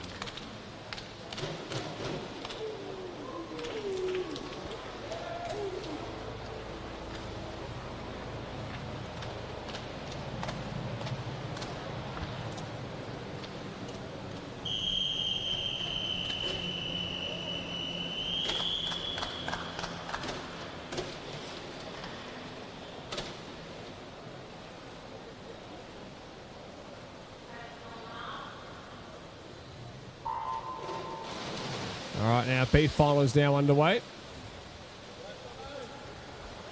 Kelleram, Heller and Laval had a great start there in lane 3. Yeah, very nice lid stroke there from lane 3.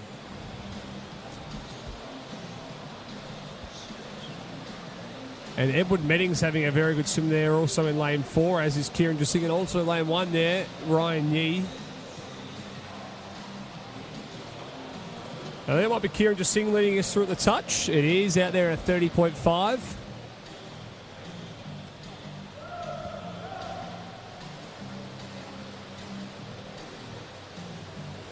And this is starting to even up a little bit here between these boys. And finishing really strong here is Jack Gurry over there in lane 6, coming up alongside Kieran Jasing. These two boys are battling it out now, and also finishing strong there in the middle of the pool is Edward Meddings coming down the touch. It might be Mr. Gurry taking it out. It is. He goes 105.5, followed by Jasing there at a 105.8. And Kelleram, Heller and Laval there in a 106.2. Good swim from those boys there, getting under that 106. They went 106 this morning, so... Yeah, these are some very fast times there across the board.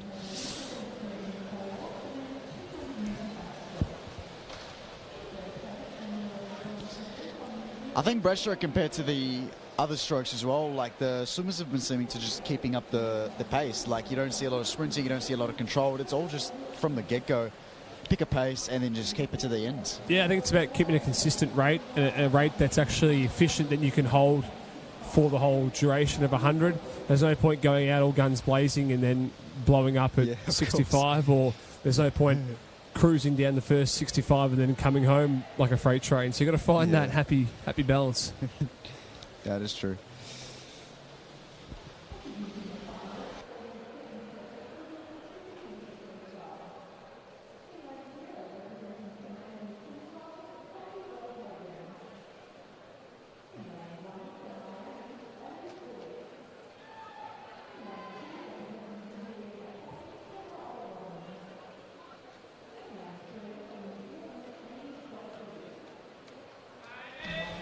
All right, so coming up, event 37, the women's 50-metre freestyle. The A final, lane 0, Chloe Rowie Haggins. Lane 1, Elise Woods. Lane 2, Samara Olawinyi.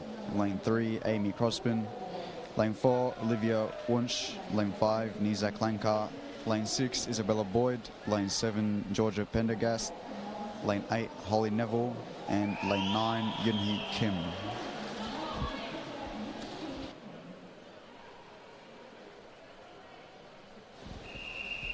So this is going to be very fast, about a second separating first and last here in this heat. So watch out for lane 4, Olivia there, 16-year-old fastest.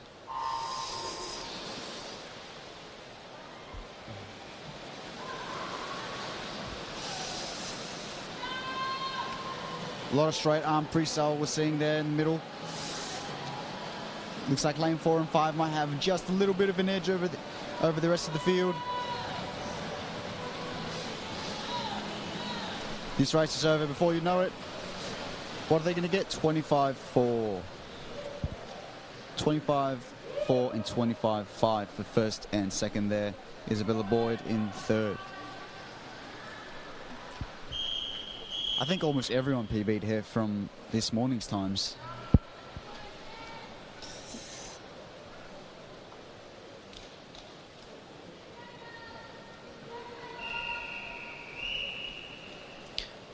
All right, we move on to the B final.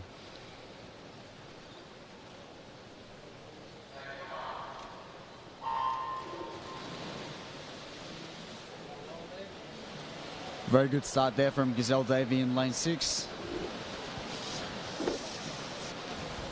Already at the halfway mark, but it looks like the Surrey Park swimmer in lane 4 is just in front. Yeah, it's pretty tight across the field there. It's really hard to pick on. Might be Gabrielle Peinecker now. Though finishing out wide close to us, Zoe Deacon having a very good swim too. Gabrielle Peinecker there at 27.24, followed by Jess Laving in a 27.25.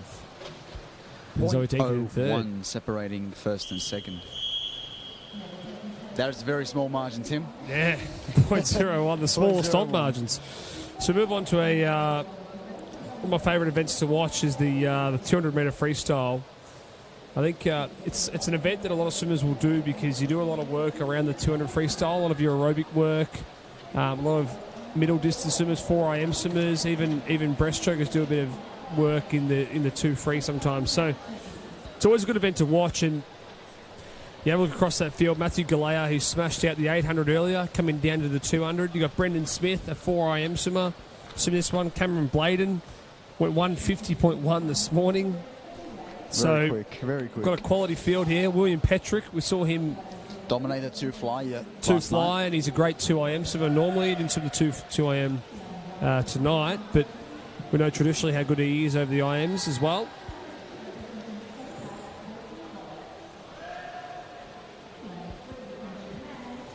So in lane 0, we've got Stuart Swinburne. Lane 1, Brendan Smith. Lane 2, Wesley Roberts. Lane 3, Yu Jungbing. Lane 4, Cameron Bladen. Lane 5, Matthew Galea. Lane 6, Kyogo Imura. Lane 7, Ryan Wilkes. Lane 8, William Petrick. And lane 9, Lev Makaroshkin. So this 2 free should be really good to watch. You have a look at those fastest qualifiers. 150.1, 150.6. We've got a 151 in there as well. So we could see a 149 tonight. Definitely. I mean, the Vic All-Comers records there by our very own Mac Horton, 146. So yeah, that's a quick time. Could be a long stretch to get that record, but we might get very close there. Matthew Galea has been having a very good meet. Expect a good performance from him. It was interesting too, wasn't it? Oh.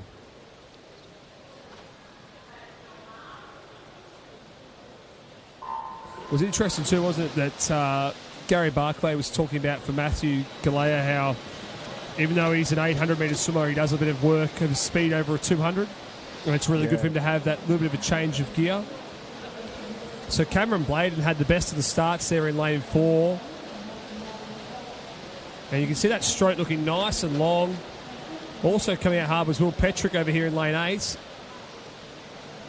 Oh, Bladen leading through in a 25.49. 4-1, sorry. Petrick out in 25.5, 50-metre mark. That is quick for a 200 race. Looks like he's in the battle there for first. Yeah, well, Will Petrick over here in lane 8, he's looking really nice at the moment. You can look at that rate. He's got that nice timing with the breath. He looks really good here, and he's going to lead through this 100. Not quite, sorry. Cameron Bladen still leads us through in a 53.4, so these boys are out very fast. Out in a 53.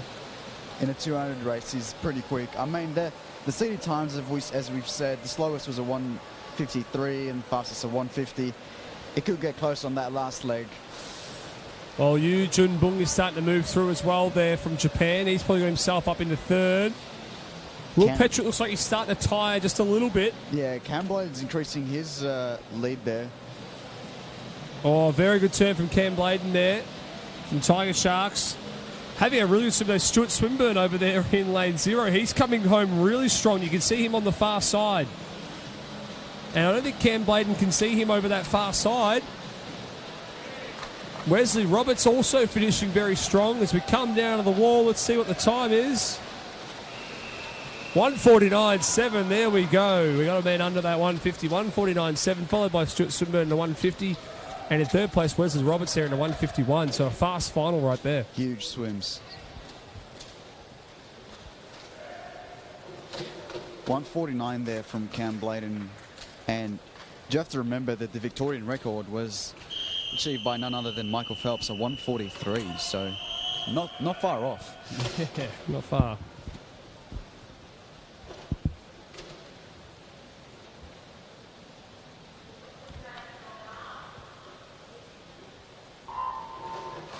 Alrighty, now B finals now underway. And so look at the depth we have here in this event tonight in the 2 free. Our fastest qualifier in the B final is Silas Harris, who went a 1:53.6 this morning. So, you know, going a 1:53 and you miss the A final, that's a sign of how fast these guys had to go this morning to actually make the final. And so Lachlan Jacket Simpson having a strong first 50 out there at 26.2. Looks like lane 3 there's got a very long glide, very easy stroking. Looks like he's quite comfortable, but in that last 100 we might see him pick up his pace a little bit. Pick up his pace, I mean. Liam Malloy's also a very good 200-metre freestyle. Went 1:55 this morning. See what he can do as well. And Marco Sasanto there in lane 3. He's got himself up into second. So these boys have turned slightly slower out to 54, but very even really across the field. So it looks like now there's a bit of a battle between Marco, Lockie and Silas in the middle of the pool, between lanes 4 to 2.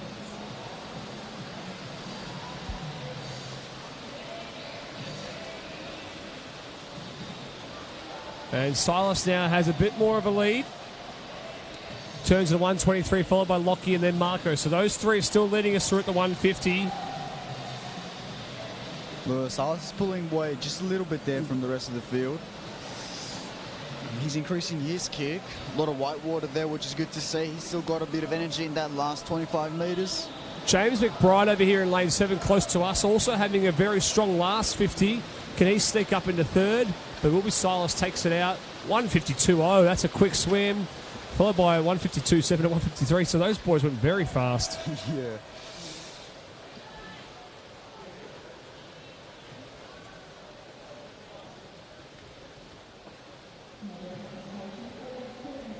All right, and coming up now, event 39, the women's 100-metre freestyle multi-class World Para Series. Yeah, so move on now to the 100-metre freestyle. And so we have 4 S10s in this one. So those 4 guys, and then we've got a couple other different categories, S7, S14, S13, S9. So be really interesting to watch those S10s as they race each other directly there with Kira Stevens, Gabriella Smith, Ariel Rivard, and McKinley Arneson. So those 4 will be directly competing. And we have called these girls, a lot of these girls raced just earlier in the 50 free and the 100 breast. So a busy night for them. Yeah, a lot of these names we've seen before. Heavy program for these guys. But I reckon it's part of the training that they're able to back those multiple races and make sure that they're racing at maximum effort.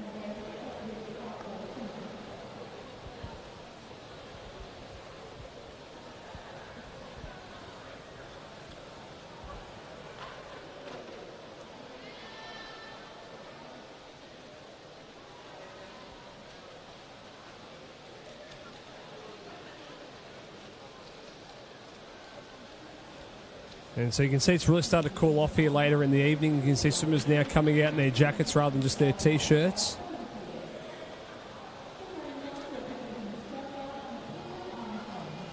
And so lane 0, we've got McKinley Arneson. Lane 2, Emily Beecroft. Lane 3, Ayano Tanuyushi. Lane 4, Aurelie Rivard. Lane 5, Paige Leonhardt. Lane 6, Kira Stevens. Lane 7, Gabriella Smith. And lane 8, Tess Rootliff.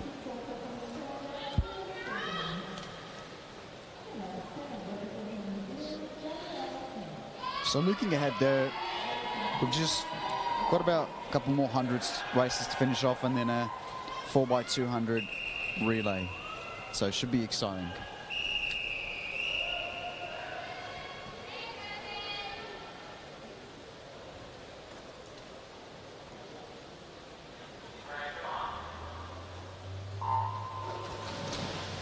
All right, our 100 freestyle World Para Series is underway here. And Got a couple of girls entered there around that 102 this morning.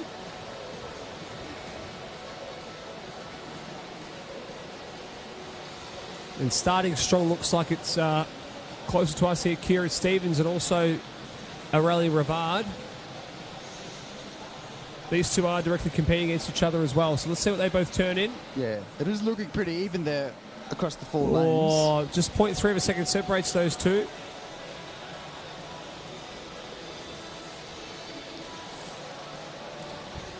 It's looking very even, Tim. Lanes 3, 4, 5, and 6. Yeah, right, Abdul. It's hard to pick it here, but looks like now Aurelia Rivard.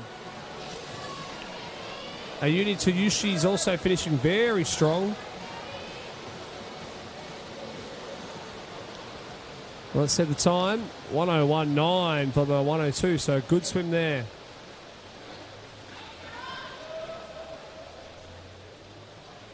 And Tess Rutliff coming now down to the wall as well.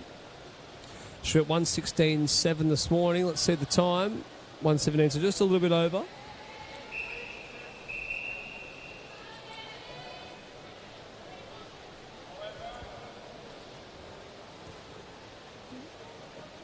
And as we move on now to event 139, the women's 100-metre freestyle multi-class Vic Open.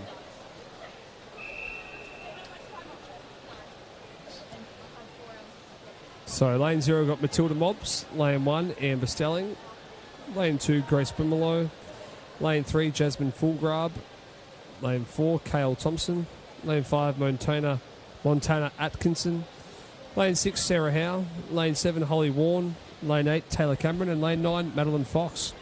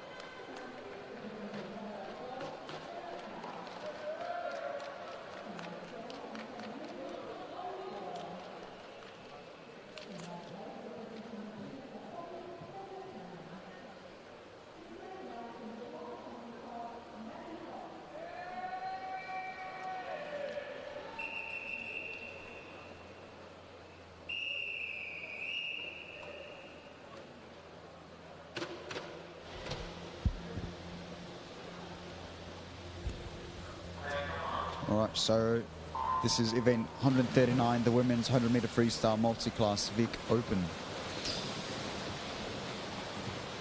It looks like Kale Thompson had a very good start there in lane 4. So, yeah, the top 3 lanes are in a battle with each other there, and lanes 4 and 5 are in a battle with each other there. But lane 4's got a comfortable lead there, leading into the first 50. I reckon she might go a 30 sub. We also have 4 31. S8s in this one: Matilda, Amber, Grace, and Taylor. So those 4 are all having a big battle. And I will mention that Matilda and Holly are both only 13. Yeah, so good racing experience for them to race against some older guys.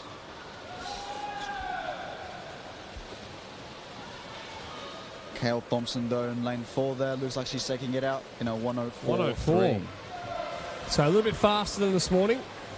About a second and a half faster, so well done.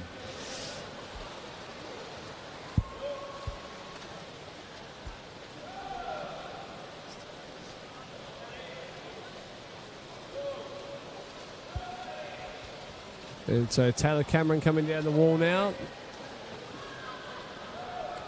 And Maddie Fox and Matilda. Matilda touches at a 128, so pressure on her entry time.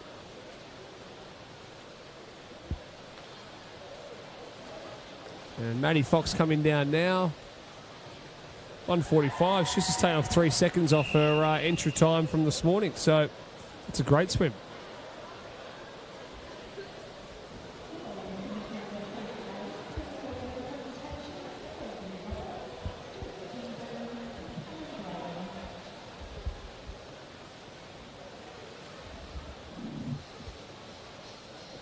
So move on now to event 40, the men's 100-metre freestyle multi-class World Para Series.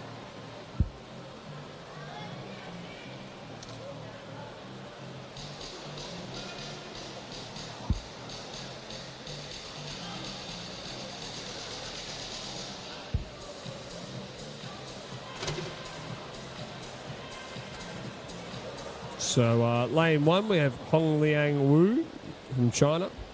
Lane 2, Alexander Elliott from Canada. Lane 3, Nicholas Bennett from Canada. Lane 4, Jack Ireland from Australia.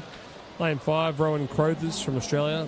Lane 6, Liam Schluter from Australia. Lane 8, Alex Safi from Australia. And lane 9, Wei Sung To from Singapore.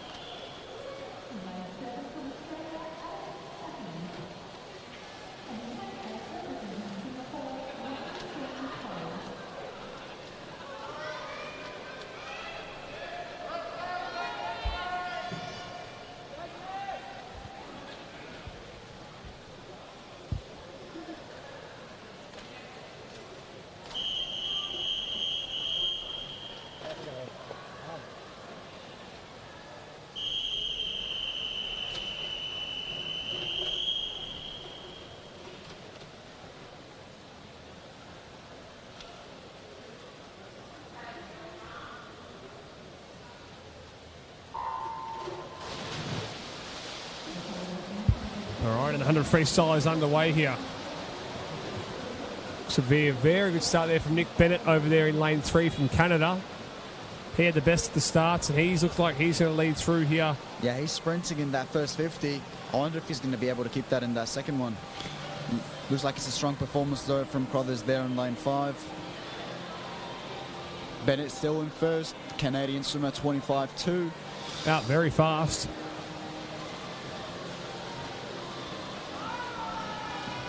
So it looks like it's a battle for first between the middle 3 and then a battle for second between the other 3. The other 2, but lane 6 might be in second comfortably there. These 3 boys having a great battle in the middle of the pool. We're coming down the touch. Looks like it'll be Rowan Crothers. 52.5. That is a great swim. About a second off there. He looks pretty happy with that one. That was a great effort.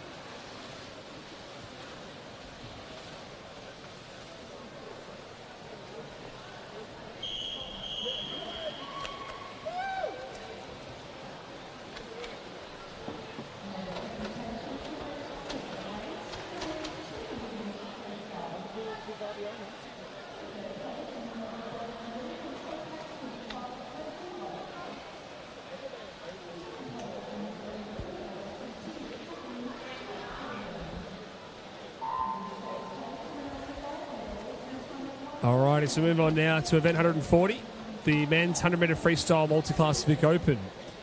So Ryan McGrain in lane 0, Dominic Hoggard in lane 1, Bo Matthews lane 2, Henry Hughes lane 3, Nick Layton lane 4, Dylan Logan lane 5, Callum Simpson lane 6, James Logan lane 7, Calvin Tran lane 8, and Bradley Doolan lane 9. So once again, we've called these guys these names a lot.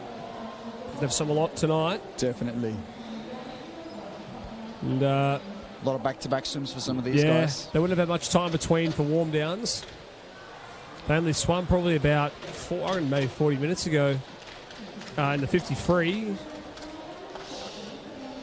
Yeah, watch out for Nick Layton there, fastest qualifier here. 54.3 is his seated time.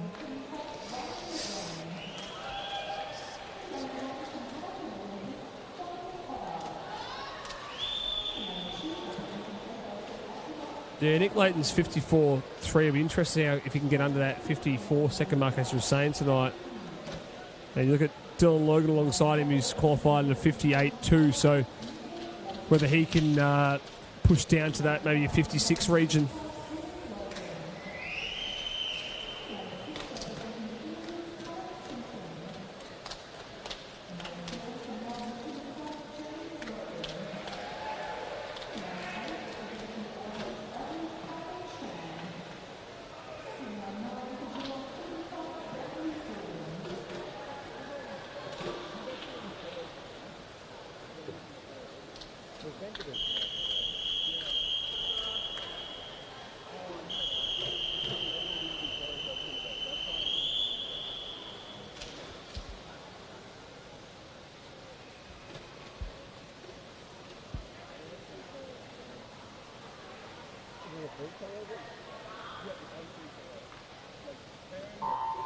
All right, our 100 freestyle here is underway. Ooh, great start there from Leighton, lane 4. Yeah, Nick Leighton there. But James Logan also, sorry, not James, sorry, Dylan Logan there had a very good start as well.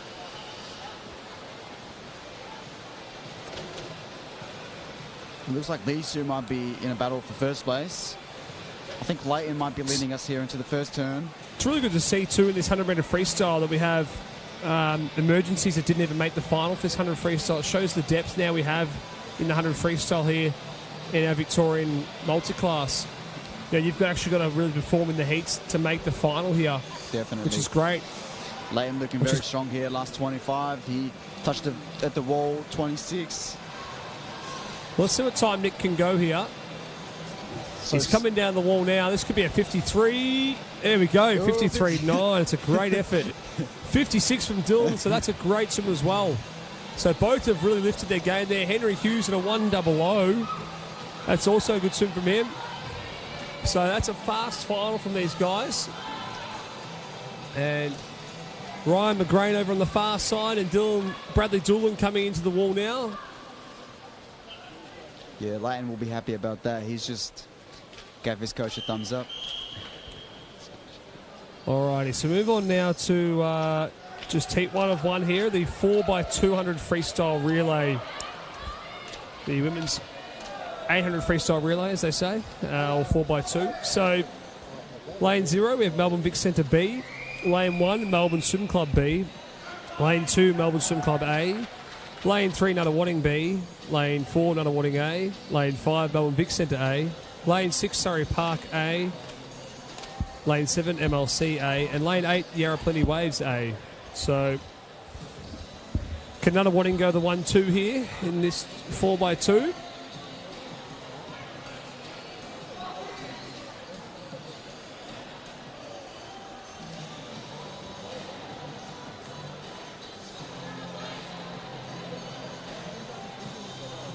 So I think we're almost ready to go here.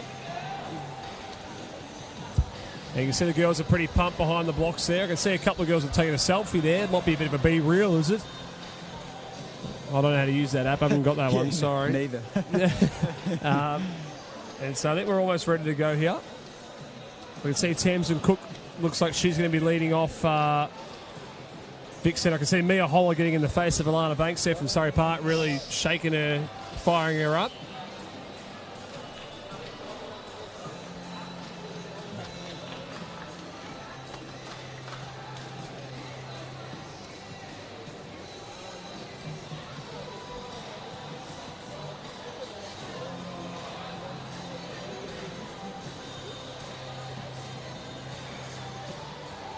So I think we're just fixing up a few technical things behind the blocks currently before we get started. We've had a great night though, haven't we, Abdul? Definitely. Any highlights for you so far? A lot of fast swims. I think, what was it? It was one of the breaststroke races. Yeah, Josh Young. Yeah, Josh that was Young. a That great was swim. sub-minute race for him. That was fantastic. Yeah, that was good. Also really enjoyed that Matthew Gallay's 800 free when we had Gary over to chat to us and just hearing a bit about his progress. That was really good to hear. Definitely.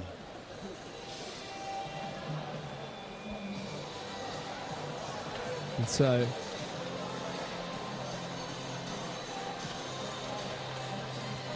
can see the officials having a chat over here. I'm not sure what's going on. And so a bit of a shorter night for us tonight before we get started. And tomorrow is going to be a big day of racing. And I think always my favourite thing to finish with at State Opens is the 4x1 freestyle relay at the end of the night. And I think it's just the best way to end the meet. Everyone gets up and about for it. It's a great atmosphere. Most of the teammates all hang around for that too.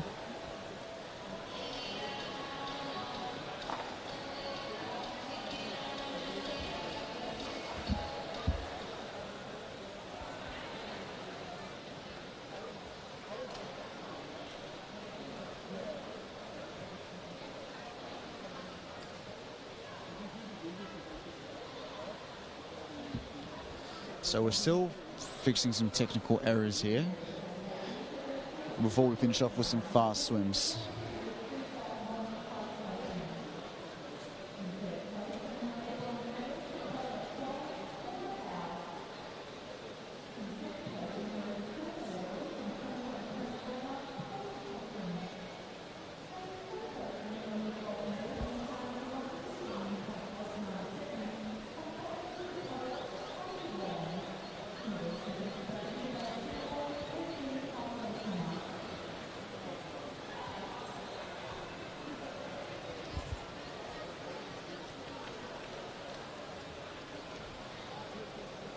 So in the meantime, we've got medal presentations.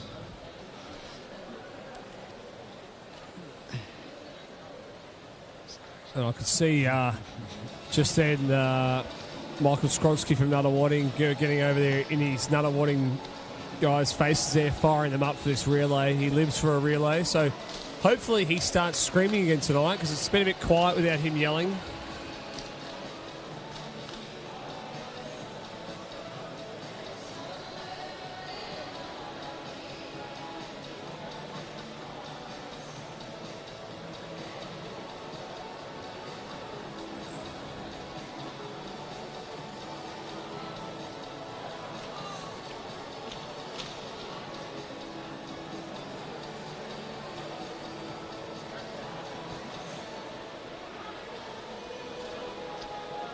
No, we're not sure what's going on here.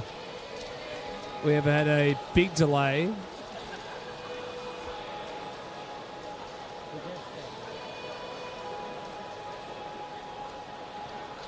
All right, here we go. Look, we're almost ready to get started here.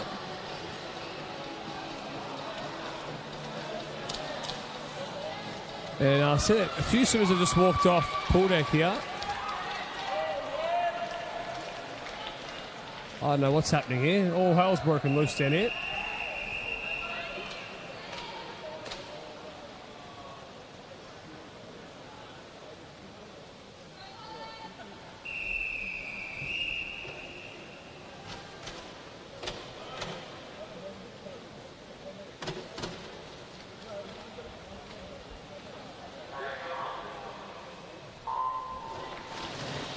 Alrighty, we are underway now.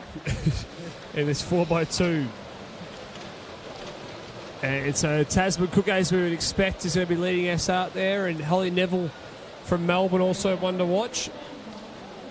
And so I think we've had a team pull out there last minute. Nunawading. Yeah, we've had a Nunawading team pull out there. I'm not sure what's happened, but maybe they didn't have enough swimmers ready to go. Tamsin Cook leading us through that first 50 there in a 28.6. So just how we've seen last night and this evening, Tamsin Cook's a very good distance swimmer, so expect her to be out and give her team a very big lead. Most definitely. She's giving the Vic Centre a huge advantage to start with here.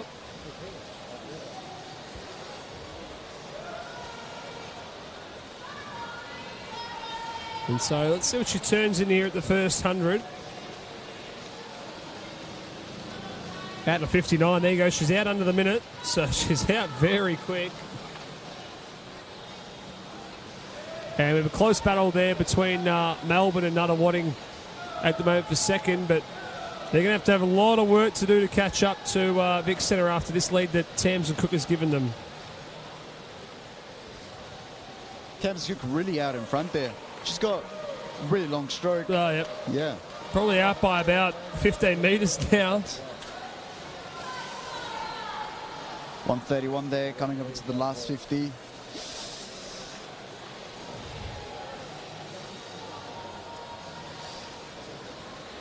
So looks like Vic Center A there with a comfortable lead, but it's a good battle for second at the moment. And coming down the wall now. This is going to be a great swim from Tams, and she's going to give them a huge lead here. So Vic Center with a massive lead here. Let's see how far in front it is. 2:02. So Surrey Park in second then at 2:09.3. So it's a 7-second lead. So can any of these teams, they've got 3 200s to reel in 7 seconds. So it can be done, but it's going to be pretty hard.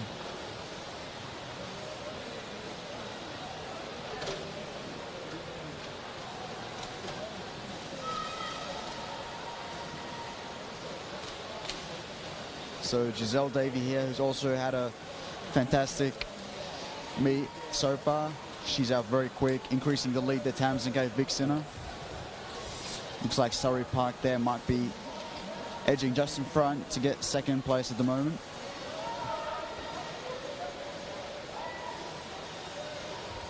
And so Vic Center look all in control now. Surrey Park still sitting second, and Melbourne Swim Club in third.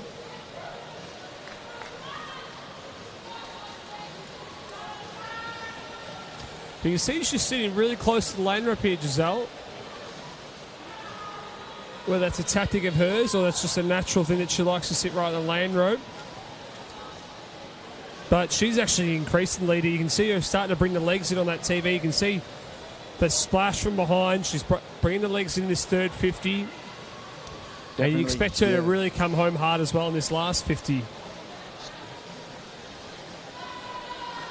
Melbourne Swimming Club there at the very end of the screen in lane 2 there. They're sort of starting to make a move on Surrey Park in lane 6.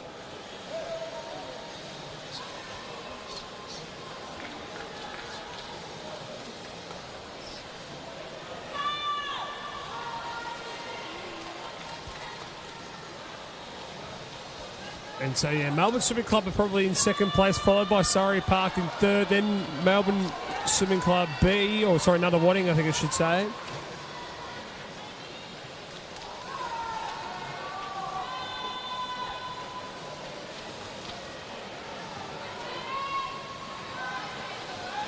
And so Melbourne are in second, followed by Surrey Park, Nunawading in third.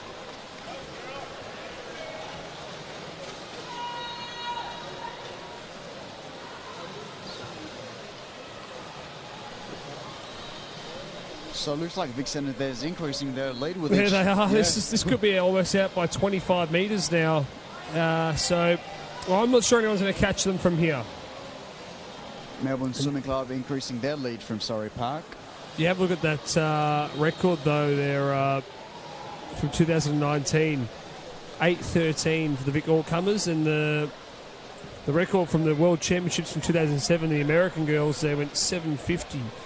So not sure that's going to get beaten, but the Vic All-Comers record might be under threat there for Nunawading there if Vic Center keep up this sort of work.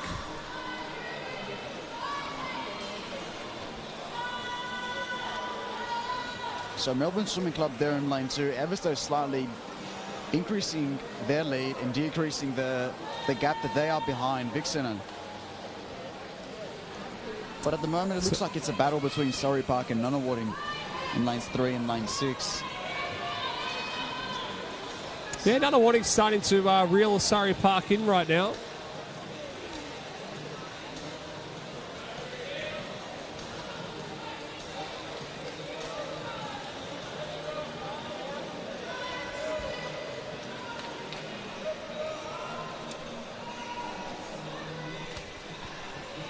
So I guess now the battle's going to be for Vic Center, because they are battling themselves almost out there in front. Can they take out this Vic All-Comers record with 200 to swim? Definitely. It'll come down to that last leg. The gap's decreasing. Yeah, they may have just fallen off the pace now. 6:20. They need 8:13, so they may not get that. But I tell you what, Melbourne Swimming Club have reeled them in a little bit. They've made up a little bit of ground. So maybe we've still got one last twist in this 4x2. Definitely. And so another warning, Surrey Park, Melbourne have got a big job now to try and reel in Vic Centre.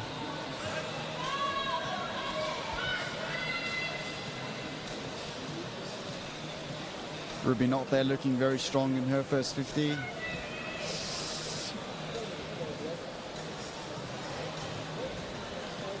So at the moment, we've got Vic Centre in first, Melbourne Swimming Club in second, Surrey Park in third, and Nunawading in fourth. We've got about 150 metres, 125 metres left to go. Well, Melbourne Swimming Club have definitely reeled them in. It's going to be a lot to go in the last 100, but they've definitely closed the gap. And so we have 100 metres to swim now.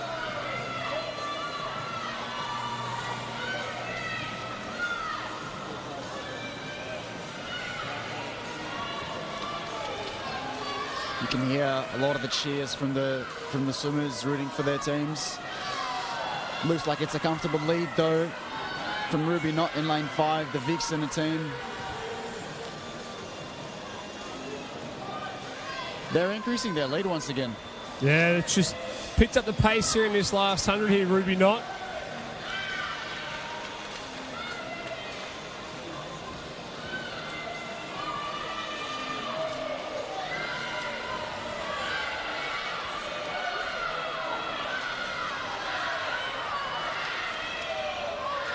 And so coming down the wall now, Vic Centre are going to take this one out.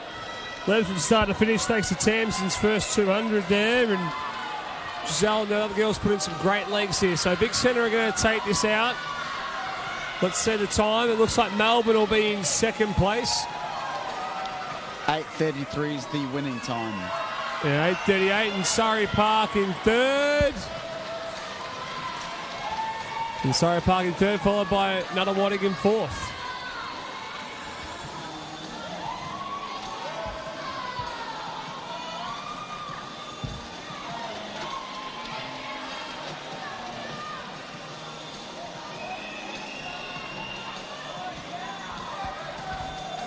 And move on now to the men's 4x2 freestyle relay. And we have 2 heats of this.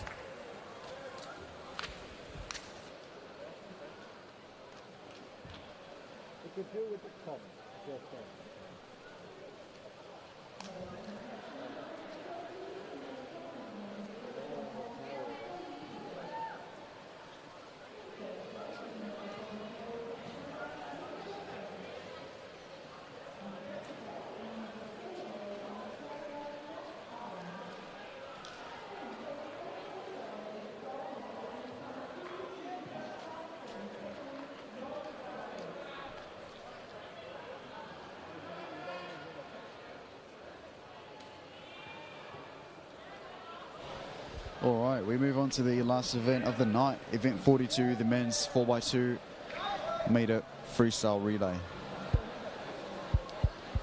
So in heat 1, we've got Ballarat Golden, lane 3, lane 4, Melbourne Vic Centre, and lane 5, we've got Melbourne Swimming Club.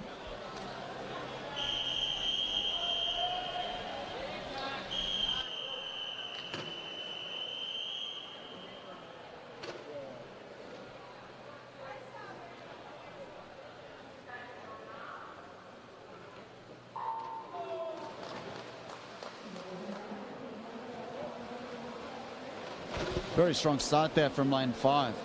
Very good underwater as well. Big kick. Looks like he's comfortable there with his breathing. So yeah, but all 3 boys have started pretty hard there. Strong kicks early. And so those entry times there, you can see 8:36 and 8:31 for Ballarat and Melbourne Swimming Club. But Vic Centre has the fastest qualifying time here by about 20 seconds. So they're probably the favourite of this first heat. And once again, heat 1, it's all about posting a time and then putting a bit of pressure on heat 2. I will mention too that the Vic All-Comers record is 7:26, which was set 3 years ago with Brendo Smith, Bowen Goff, Matty Temple, just to name a couple of names there. And the Nunawading time tonight entered is 7:24. So we could see the all-comers record get broken here.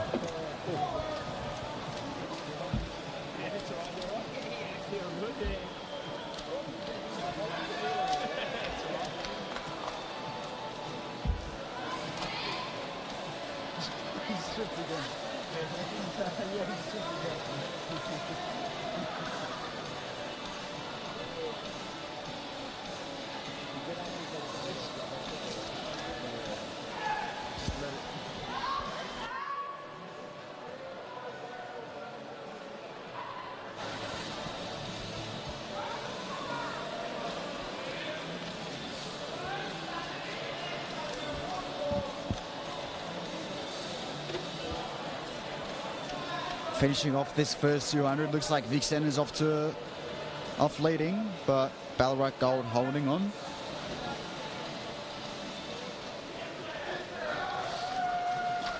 And Sam Williamson in the pool for Vixener. Already giving Vixener a nice lead. There we can see Sam swimming in the 200 freestyle relay. We don't often see him in the 4x2, but coach is probably looking at a bit of K's into him, a bit more race practice, keep him fit. Just some in the 100 breast earlier tonight as well.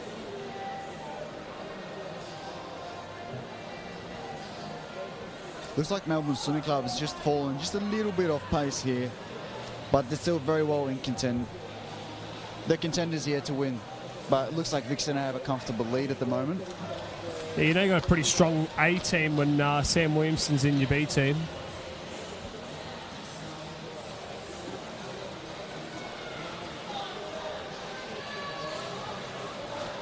And it turns at 3:02. So Ballarat and Melbourne having a bit of a battle at the moment for second place of this heat.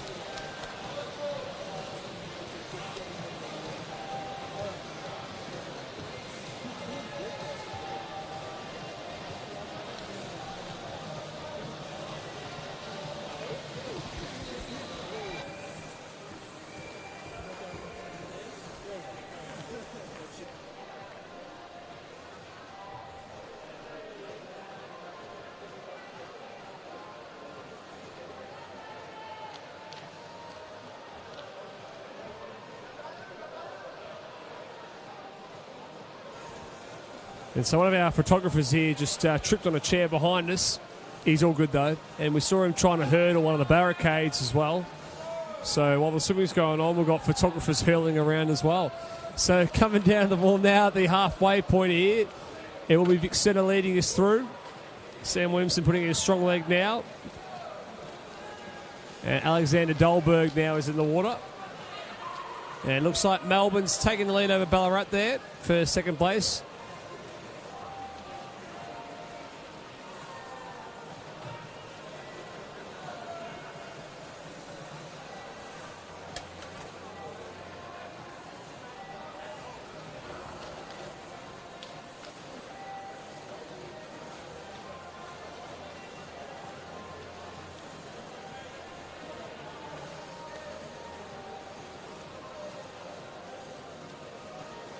And so Alexander Dolberg looking nice and comfortable here in this middle part of this 200. Consolidate that huge lead that they've already got though, but it's important that even when you're as far out in front in a relay, you still want to really put your head down. You never know what can happen, and it's all about practicing good habits. Yeah, it looks like Vixen are there leading almost by a full 25.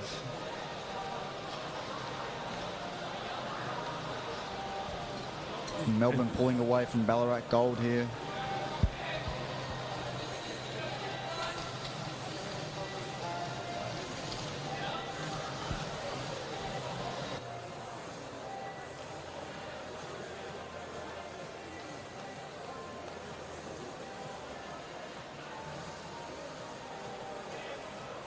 All right, we're coming down here the last 200 metres for Vic Centre.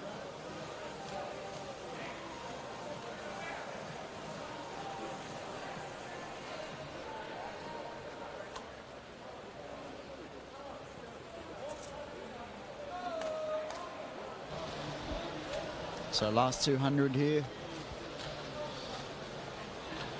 The last 200 is underway. So Alex Dolberg hands it over to Cam Tregaskis. They were into the 8:08, so it'll be interesting to see how close they get to that 8:08 entry time. As we said, their entry time was about 20 seconds faster than Melbourne and Ballarat, whose entry time was about 5 seconds between them. So, looks pretty spot on so far in terms of entry times to what we're seeing on real time right now. But can Ballarat make a bit of a race between them and Melbourne possibly?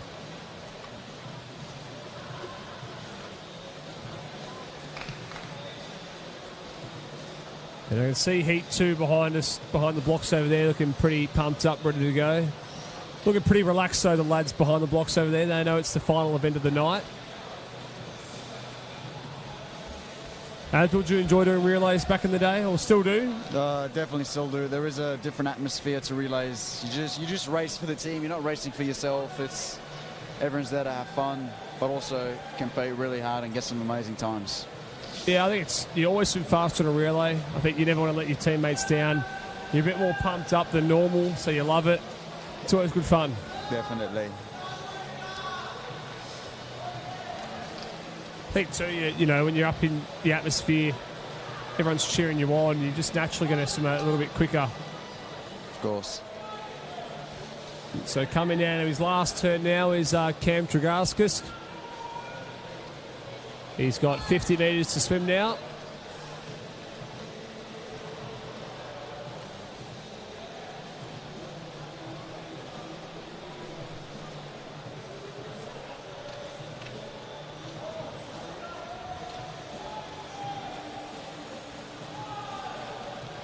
And coming down, so they're going to go a little bit over their entry time there. 8:08 was the entry time. They've gone 8:13. So a couple of seconds over it, and a bit of a battle now between Ballarat and Melbourne.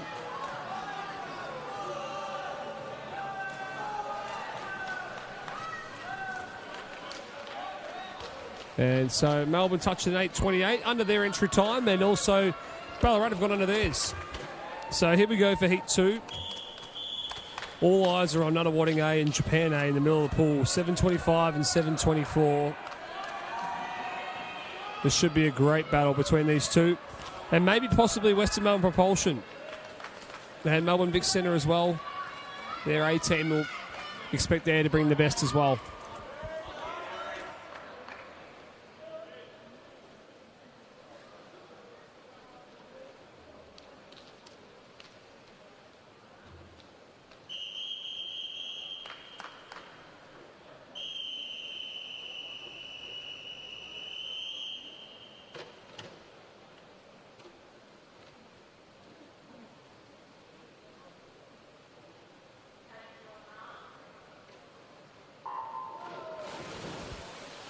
Alrighty, so this should be a really good final, this one. Japan and Nunawading in the middle of the pool. And I would never sleep on Vic Centre in this sort of 4x2 event. So the long-limbed, long-legged Elliot Rogerson leading through the first 50 here. And closely followed by Lockie Jacket Simpson. So we see the turn there. Oh, no, it is Jacket Simpson just in front. Had a very good turn as well. Yeah, this is going to be close between Nunawading and the Japanese swimmers. There's about less than a second difference separating them both there, lanes 4 and 5. So watch out for them. But they've also got some competition there from lane 6 from Western Melbourne Propulsion. They're looking very strong as well.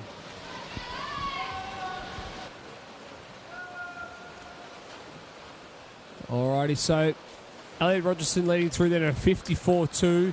And he's making a charge here in this third 50. You see he's bringing the legs in, lifting his rate a little bit. We know how good he is over the 400, 815. So the 200 is probably the shortest that he really does. And you can see him now using that endurance that he has.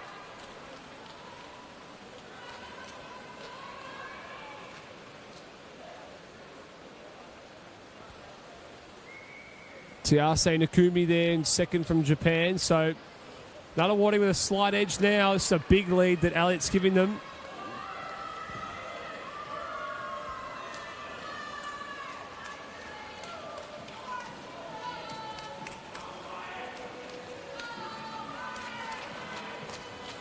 And so let's see what Elliott goes here. This is going to be a quick start for us. 1:51, there you go. So out nice and quick.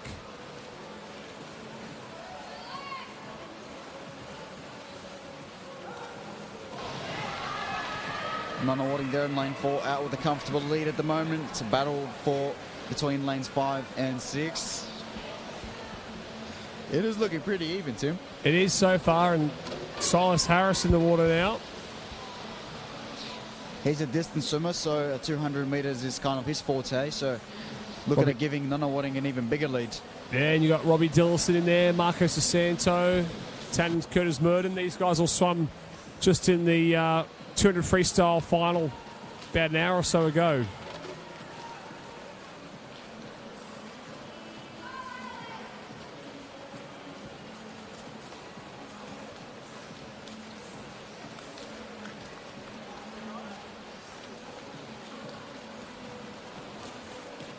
And so, Propulsion's in third, Japan in second, Vic Centre in fourth. But Marco's bringing a really good swim over there for Vic Centre. He's starting to reel these boys in, but Nunawading have a really big lead now.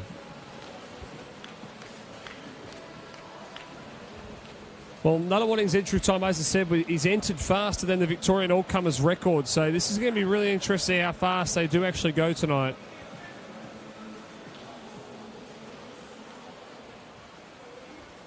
And Silas Harris on his last 50 here.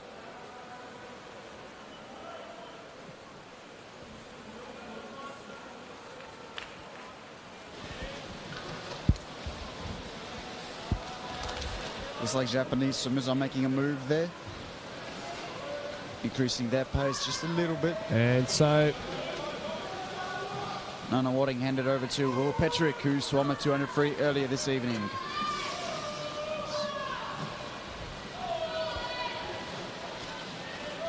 yeah, this looks like this will be Nunawading's to lose. William Petrick in the water now. We know how hard he went out in that 200 earlier. Can Japan maybe try and reel him in here?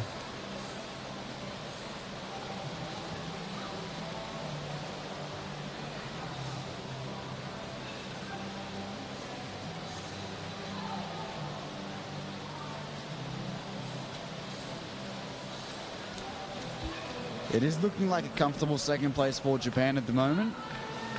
However, Vic Centre in lane 3 are slow. Japan have definitely caught up a little bit here, haven't they? Yeah. Now, whether they've gone slowest to fastest, have Nunawading gone fastest to slowest, we'll find out. Looks like it might be a battle between Vic Centre up there in lane 3 and Melbourne Propulsion in lane 6. We'll find out soon enough in this last 300 or so metres.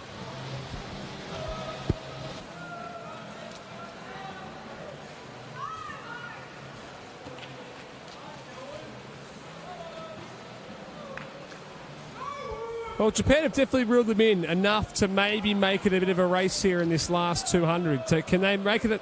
Can they catch up enough to really push Nunawading in this last 200 now? So Diego's put in a very good swim.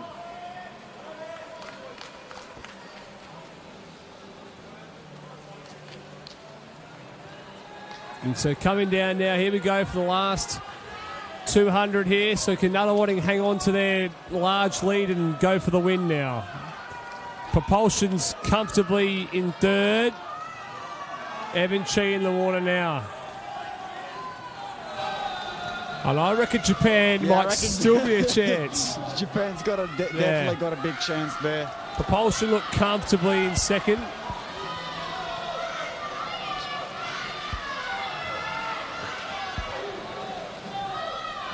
Japan's got a slightly faster pace than Evan Chi for Nunawading. So about 2.5 seconds separate Nunawading and Japan right now.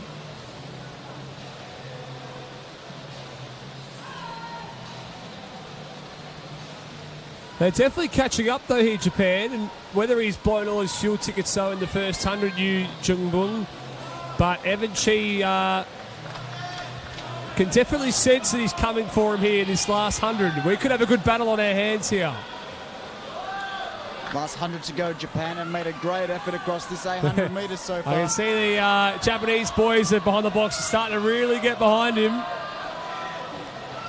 As Yu Jingbin. Yeah, he's coming for him.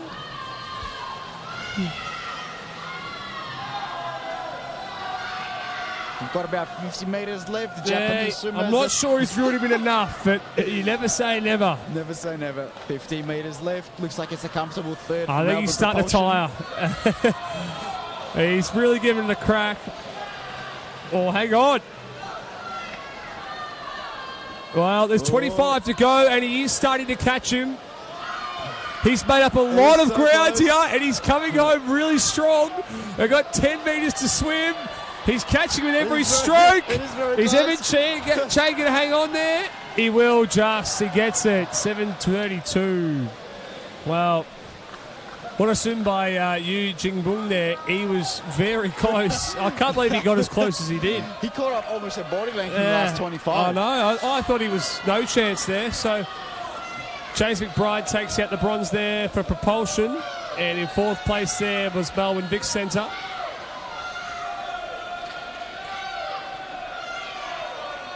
Surrey Park in fifth. Another warning over there in sixth. Melbourne Swimming Club in seventh. And MLC in eighth. There we go. That concludes. Well, they got close. Would have loved another 5 metres to see how that would have actually finished up there. So that concludes our night of racing for tonight. A good way to finish there. The good 4x200 freestyle relay. Just 0.5 of a second separates those two teams, which is not much over 4x2. So we'll be back tomorrow morning for the final day of Vic Open Championships. Got a lot of events to come yet, and we finish off with a bang tomorrow night with our 4x1 freestyle relays with the women and the men. So it's going to be an exciting morning and night tomorrow. So tune in, and thanks for watching. Yeah, thanks for watching, guys. I'm Tim, and thanks, Abdul, for joining me. Thank you for having me.